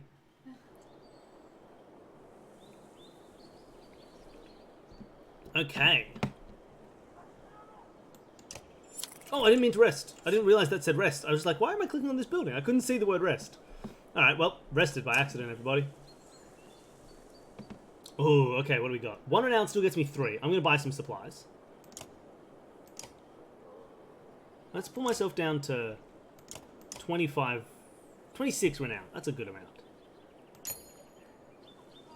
Okay. So I didn't buy everything. Left them some supplies. Oh, wow. A level 4 item. Which is 1 armor per turn. That's amazing. A level 3 item, Dragonstone. Unusual carved stones, warm to the touch, and holding it fills you with steely resolve. A level 1 whalebone needle. Plus 1 armor per rest. It's interesting. Studded pommel. Heavy pommel adds a little weight to your weapon when it wants some extra heft in your swing. Knockback on strength greater than 5. That's cool. So if you do more than 5 strength damage, it'll knock them back. I like that. Or an obsidian bell, which makes you more likely to get attacked. Gives you 3 armor on every rest and 1 strength. But you have to be level 5. Should I buy any of these items, do you think? I'm kind of contemplating the whalebone needle for that moment when Egil kind of gets a little bit useless partway through. This has happened twice. And he can just start resting. I'm not going to buy them all. That would be ridiculous. I mean, I can only use one of them. And I don't want to spend too much renown on stuff. I'm going to get this whalebone needle. I think that's okay. It's only 2 renown. I'm going to give it to Egil. I think I'm not going to get anything else.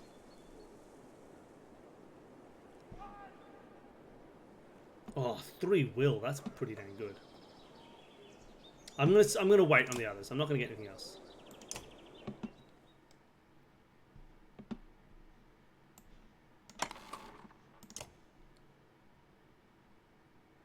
Yeah, I mean, and it's so expensive, and he's never going to get to that level. Like, it's just, I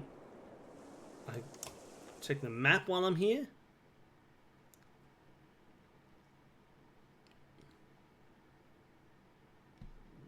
So I was in Skoga. The descendants of Sten, unable to cultivate good yields or find much fish in the frozen murk of Bar Harbour, nevertheless scratched out a living from the beasts of the forest, where they erected a stone to Hridvaldir, patron of hunters. That's Bar Harbour. The point at which mankind summarily stopped trying to settle to the east was the tip of Bar Harbour, where the water was considered fit to wash in, but only if you really had to. The mess of ice and rocky crags discouraged anyone interested in sailing longships casually down the coast. I'm currently in the world of Setterlund? They had such high hopes for Setterlund. The new kingdom of man and Val, they called it, rounding up anyone who yearned for land of their own. Whole clans and families took the caravans and banners to the untamed frontier. Then the Nordfelling lake disappeared. The trees withered beneath Arctic winds, and the crops would not grow. Dang. Nordfelling wastes. They were not always wastes. At one time a lake sprawled for hundreds of miles until the land cracked beneath it, and the water drained over generations, leaving a featureless frozen desert. Within, curious explorers found the remains of the godstone Radormir, and wondered how it got there. That's interesting. Hey, Nasher, Grinder, and Biter. Is that a reference to something else? Sound like Lord of the Rings swords. They do.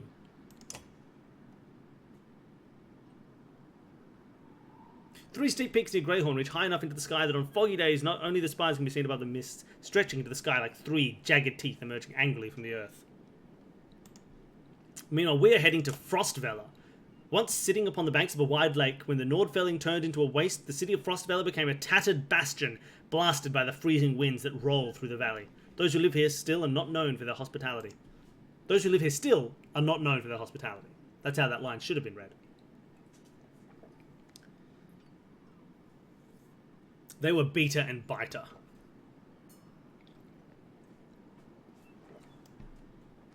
Cool, alright. What is this? Sten's March. Not content to stop in Stromlund, a man named Sten hoped to find lands as rich as Aberang along the new coast. Instead he found bog. All the way up the coast he went until ice covered the trees. This is far enough, said Sten, and he stopped in Skoga.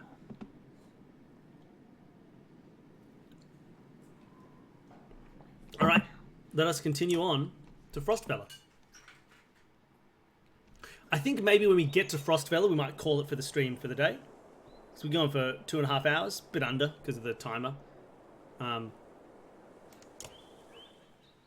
But as it is, I've been really enjoying getting into this game again. But let's see if we can get to Frostvella. Oh, yeah, look at this dude. You only approach just outside the village when two men in red approach. My name is Hogan, says one, gesturing to the other. My brother is Morgan. Many from the village wish to join you to Frostvella. A third man, exuding rage, charges up to the group. Shut your mouth, Hogan! He screams. I'm sorry. Shut your mouth, Hogan! I'm not gonna let you get away here, brother. I'm assuming anyone who's mad at someone called Hogan. Oh, look at this dude. What's going on? These bastards don't speak for us, brother. They've been trying to divide the village since you got here. True, you can keep whoever wants to stay and die. The rest of us will go with the reasonable people of Skogir. I'll have you both gutted before I let half the village desert. Behind the angry villager, a mob of armed thugs has appeared, all furrowed brows and nervous stares. You both know what'll happen to the rest of us if the fields are abandoned. Nobody leaves. I mean, there won't be anything to tend once the dredge arrive. Dredge my ass! I don't know what the scam is this time, Hogan, but you got two choices. Get back to work, or I'm finally putting you in the ground. Okay, I'm on Hogan's side for this whole confrontation. Morgan, what do you say? Thought it was unfair he only asked me. Morgan draws his axe slowly, followed by Hogan. Despite their confidence, the brothers are significantly outnumbered. I think I make a poor farmer. I've turned them into the Amish.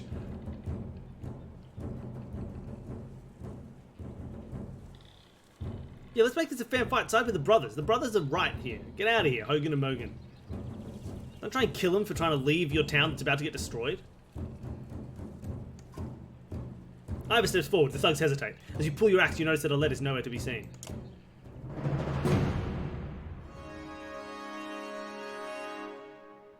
Oh yeah. I'm getting these hogs. Hogs and mogs? But Alette ran away. That's fine. Oh wait, no. Oh, I see. Hogan. Mogan. Rook. Oddleaf. Now, what do we know about Hogan and Mogan? They are both thrashers. They look exactly the same one, but Mogan has a scar. Hogan has more strength, more shield, and less strength, whereas Mogan flips that round. Other than that, they're the same. They have shield wall, nice, and bloody flail. Character strikes multiple times, randomly hitting his opponents for 1 strength or 1 armor. On the last hit, bloody flail does damage equal to 1+1 for each ally standing adjacent to him. That's good. Last hit will randomly damage strength or armor. Bloody flail does direct damage, making it useful even when the character is near death. For this reason, it also does a great job of taking out wounded enemies who still have a lot of armor by bypassing it completely. That's really cool.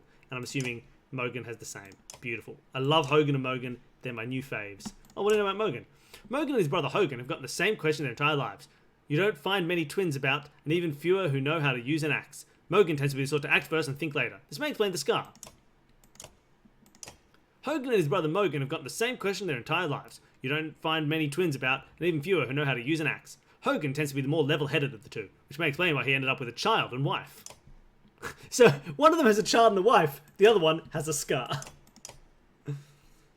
Sweet.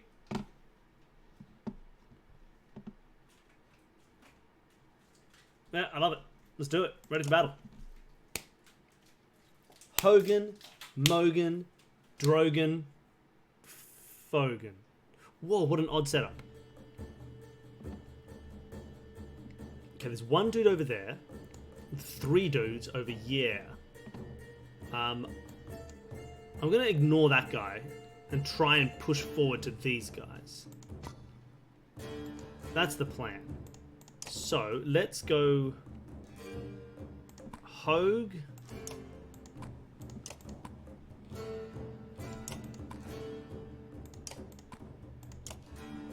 That's the plan. Alright, who's going first? This dude. And he can move to close by. So I kind of want to leave everyone where they are. Then the archer's going to get me. But he goes first. Oh, but if I let him come down here... Here. Alright. I'm going to move to here. And then my turn. That's alright.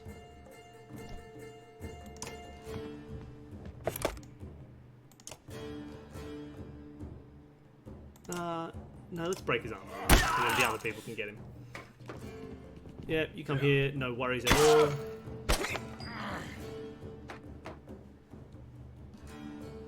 The fact that I can't get around is a bit annoying, but it's okay.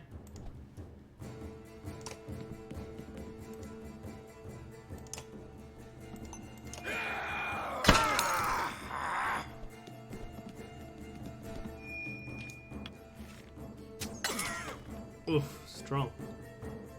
Alright, I want to start taking this guy out.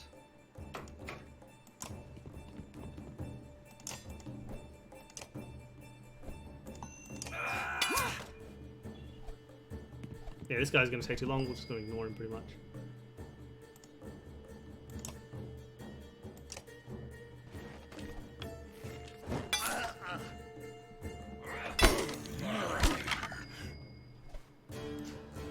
No, that's too much damage.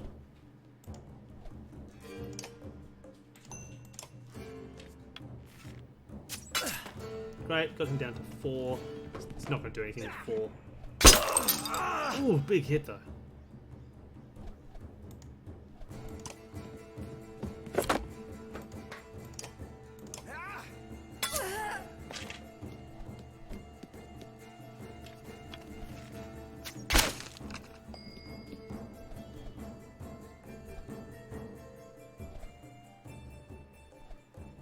Man, these guys have... Alright, let's kill him.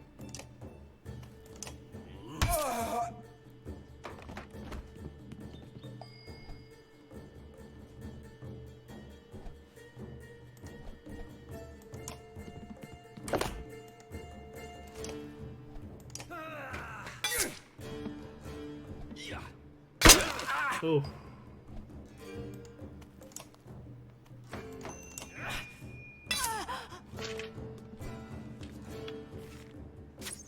Yeah, she's...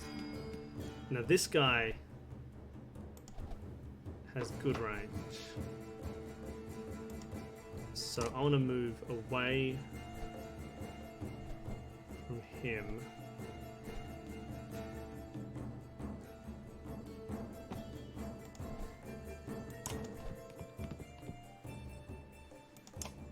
Oh, why does... Man, how does he get to go again? Oh, damn. I should have done something about it. That's silly. Yeah, that was foolish. Alright.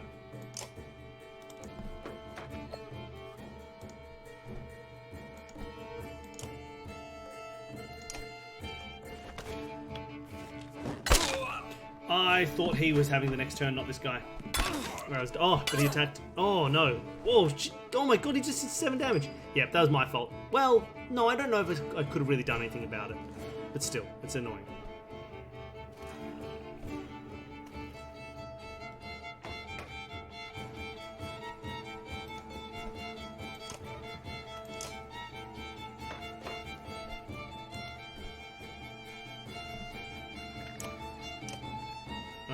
Yeah, let's just kill this guy.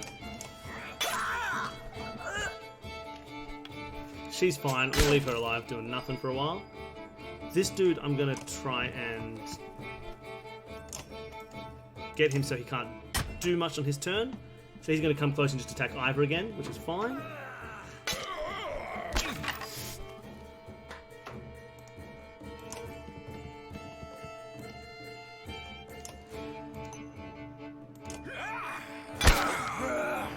And she gets her turn to do nothing.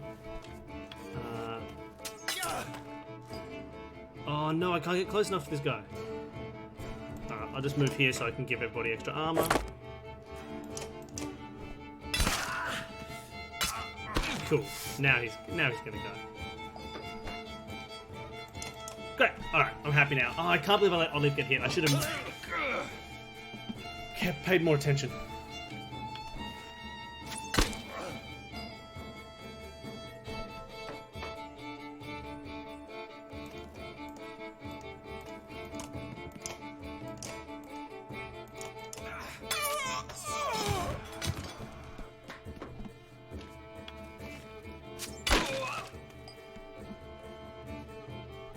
I'm gonna let somebody else kill her.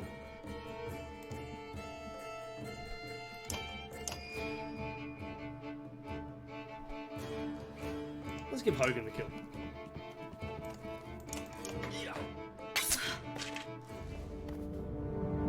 Yeah, I made one foolish mistake there in terms of her placement, but that's okay. Eggle is ready for promotion, but Oddleaf has been injured. Oh well, that's alright. That's okay. Could have been worse, could have been better. The brothers thank you with wide grins. Soon, many of the villagers have joined your caravan. You scan around anxiously for Alette, who had gone missing when the fighting began. Eventually, you find her watching from afar. Hogan returns at that moment, introducing you to his son and wife, and you soon set out again. Whoa, that's a bunch of clansmen.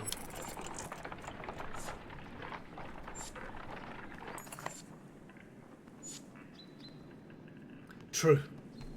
Alette marches quietly alongside the caravan, a little distant since leaving the village. When you stop for a rest, Oddleaf approaches you both.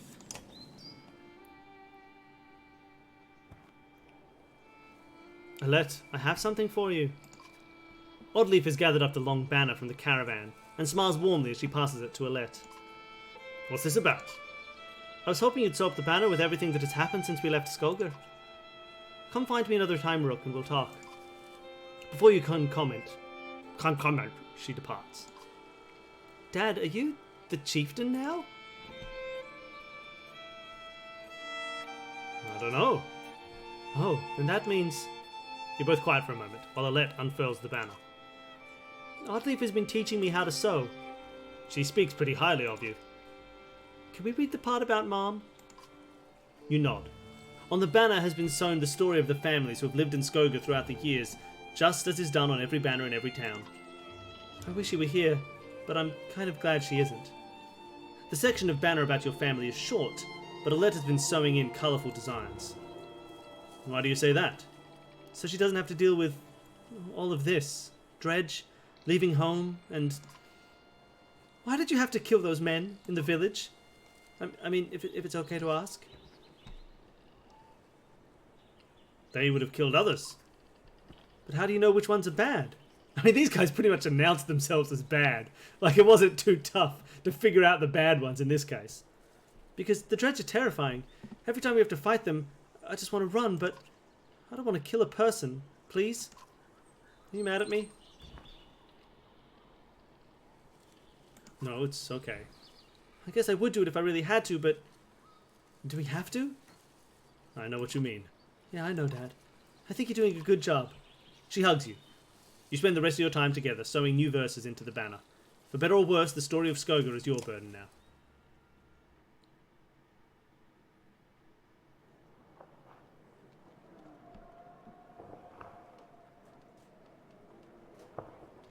How would you describe the geography of Mesopotamia as some kind of...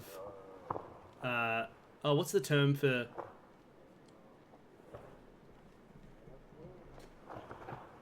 It's like... No, I don't know. I swear there's a term for, like, the Mesopotamia region. I'm just thinking of, like, the cradle of civilization, which is not geographic at all. Fertile Crescent, that's what I was thinking of. That's not really geography, I suppose. But it is a term. Alright. Heroes! Eggle. Let's promote Eggle. Everyone loves Eggle. I mean, Eggle feels like you want the shielding, so he can just shield up. Just have lots of defense.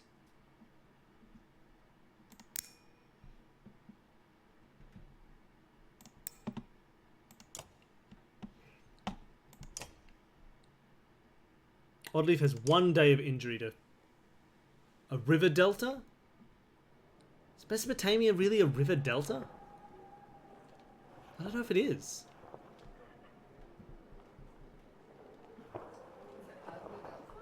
I don't know if it's much of a delta. Like, Mesopotamia, you got like river. It's like a river valley. You got like what, the Tigris and the Euphrates. Are they the big rivers in the in Mesopotamia? But I don't know if it's like a delta.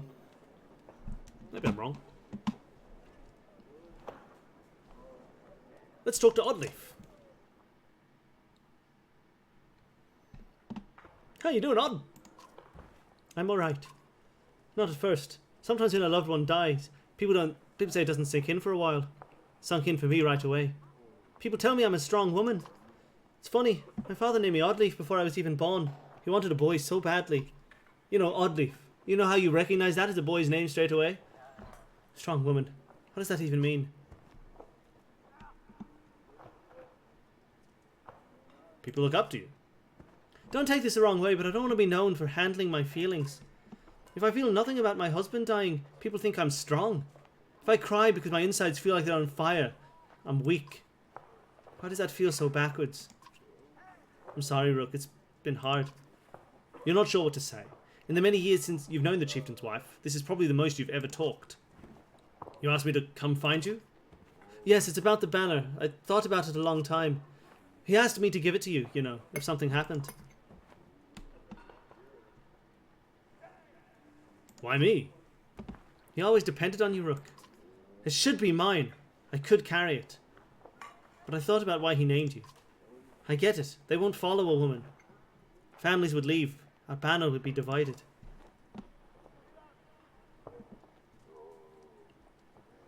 Is the best thing to say? Because I don't know if they'd follow you. I don't know how sexist these...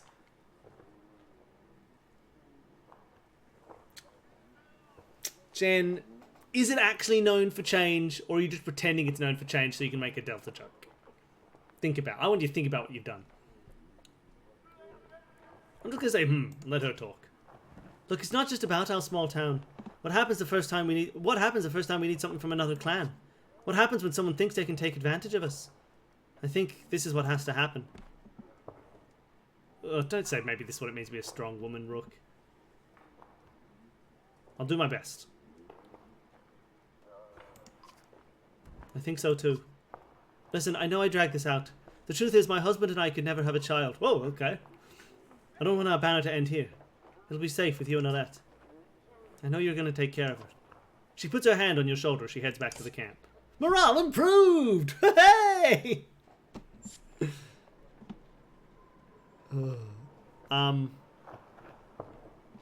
Let's rest for one day. Let's get Oddleaf back in shape. And then leave. I don't want to run out of supplies.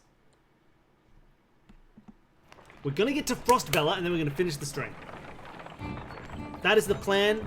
I thought I'd be in Frostvella faster, but these events keep happening.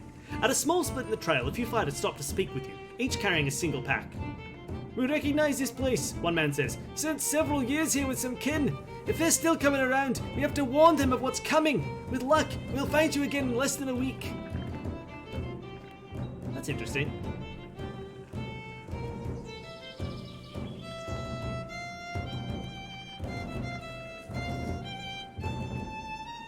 Should I let them go to help their friends?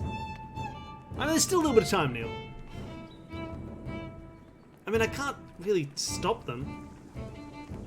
They're just going to warn some people. Do I want to say 4? I don't want 4 to be too... Like, I think I would say 4, but I don't want it to be too aggressive. I don't want to be like, you think that you'll survive out here on your own? You'll never do it without me, Rook. I want to legitimately be like, hey, you know, you alright? But I think I'll just wish them well. I don't want to give them extra supplies. Kin is kin. Do what you must to protect them. The man claps on the shoulder, the fighters depart. I hope they're okay. Complaints of Raffensvarta's excessive drinking have resurfaced. Oh, this is the guy I had to tie up earlier. This time the man stumbled over some tent ropes, pulled the snagged canvas through a campfire, nearly setting a supply wagon aflame. Clansmen put out the fire on both the wagon and Rathvarta's leg before leading him to you.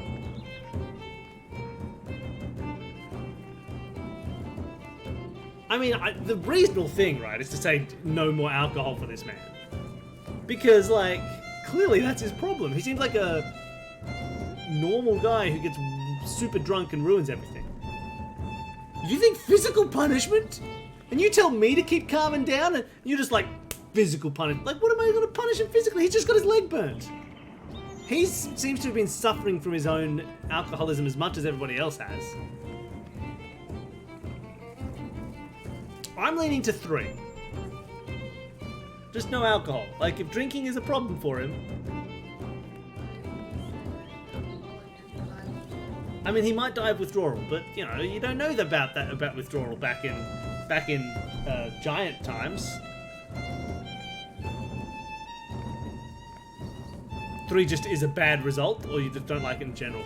Maybe I should ban him from camping near others. Maybe he can just be sad and drink alone, but then maybe he'll just die. I feel like I remember doing this the first time and it didn't go well.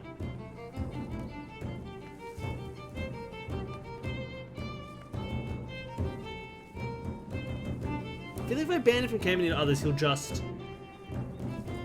You know what, let's ban him from camping near others.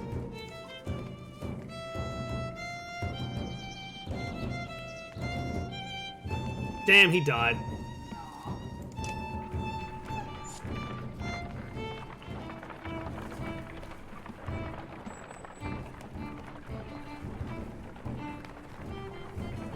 Yep, that's what he fell into, Cave Goblin. A strong, thriving city. The walls of Frostweather now just keep the howling winds at bay. With luck, they'll hold out against Dredge as well. Look at our one Val just hanging at the front there. I love the way they look. It's just such a great art style. Look at this beautiful banner. Oh no, that doesn't look good. Like, that looks okay, but this doesn't look good. You jostle through falling crowds of sunken faces. So as soon as there's a kind of a gap in gameplay, we'll finish the stream. But there might be one more fight. Who appear as though they've been freezing in front of Frostvella for days. The gates are closed. You come to a stop at the bottom of the hill. Shh. This is not looking good. Why are there so many people in the fields? We can't stay outside in the open like this. Oddly finds you amongst the many refugees. Rook, I just talked to some of the women here. Nobody's been let into the city. Why? It's overrun with Val from Blotsbalker, Greyhorn, people from Bitra, all the nearby villages. The dredge are everywhere. And the chieftain of Frostfeller has locked himself in his great hall. That's when they close the gates. When the dredge come, these hills will turn red. Red with the blood.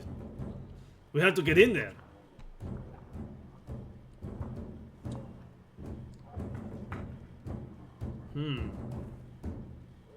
Is there anywhere else we could go? That whole caravan. South, but Sigerholm and Borsgard are so far away they may as well be horseborn lands. The dredge are moving south. If we keep going west, we might get out of their path. Wormtoe is half as far as Sigerholm and full of varl. And across the wastes. These people won't make it. I don't like any of these ideas. That's because they're all bad. There's no point talking about leaving. We have to get in there. We'll get into the wall somehow. I can get that gate open. Let's see if there's another way before we start breaking down gates, you big lump. I wasn't going to break it, just, pushed really hard. Okay, this is it. This is where let's take a break. Heroes, rest, market, gate. Campers. Destroyed building. Is there a... Wait, does it just autosave? Is that what happens? I'm assuming I can just quit? There's no save option. Okay, yeah. This is fine, right? Is this okay? Wait, what if I... I'm just gonna quit. I think it's okay.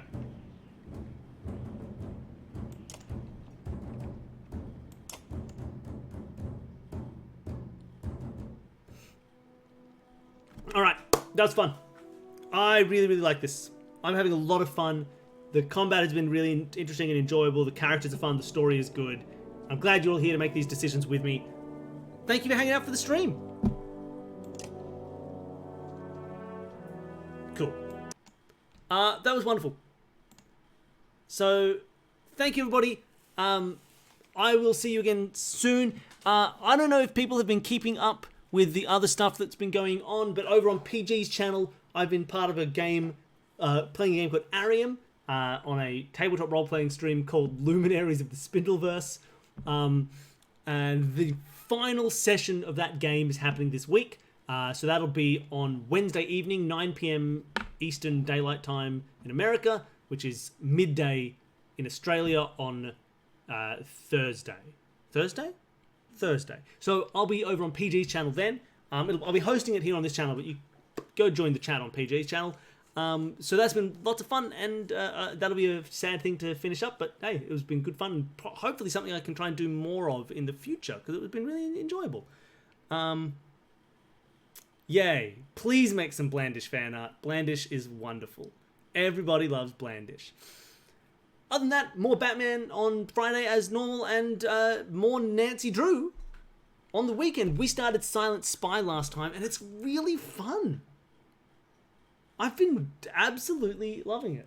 I think it's a good balance of like new game puzzle and fun and story. It's been great. So there's a whole week of stuff for that. And I hope you all enjoy it. Otherwise, have fun. Have a good rest of your week. And yeah, do cool stuff. Oh, content warning for Silent Spy. It's all about a giant globe economy destroying virus that'll spread to everybody. So if you want to avoid coronavirus nonsense, don't watch Silent Spy. But otherwise, it's good fun. Wonderful. Been about 3 hours, so I'll have the rest of my day. Bye, everybody. Thank you so much for hanging out. See you later.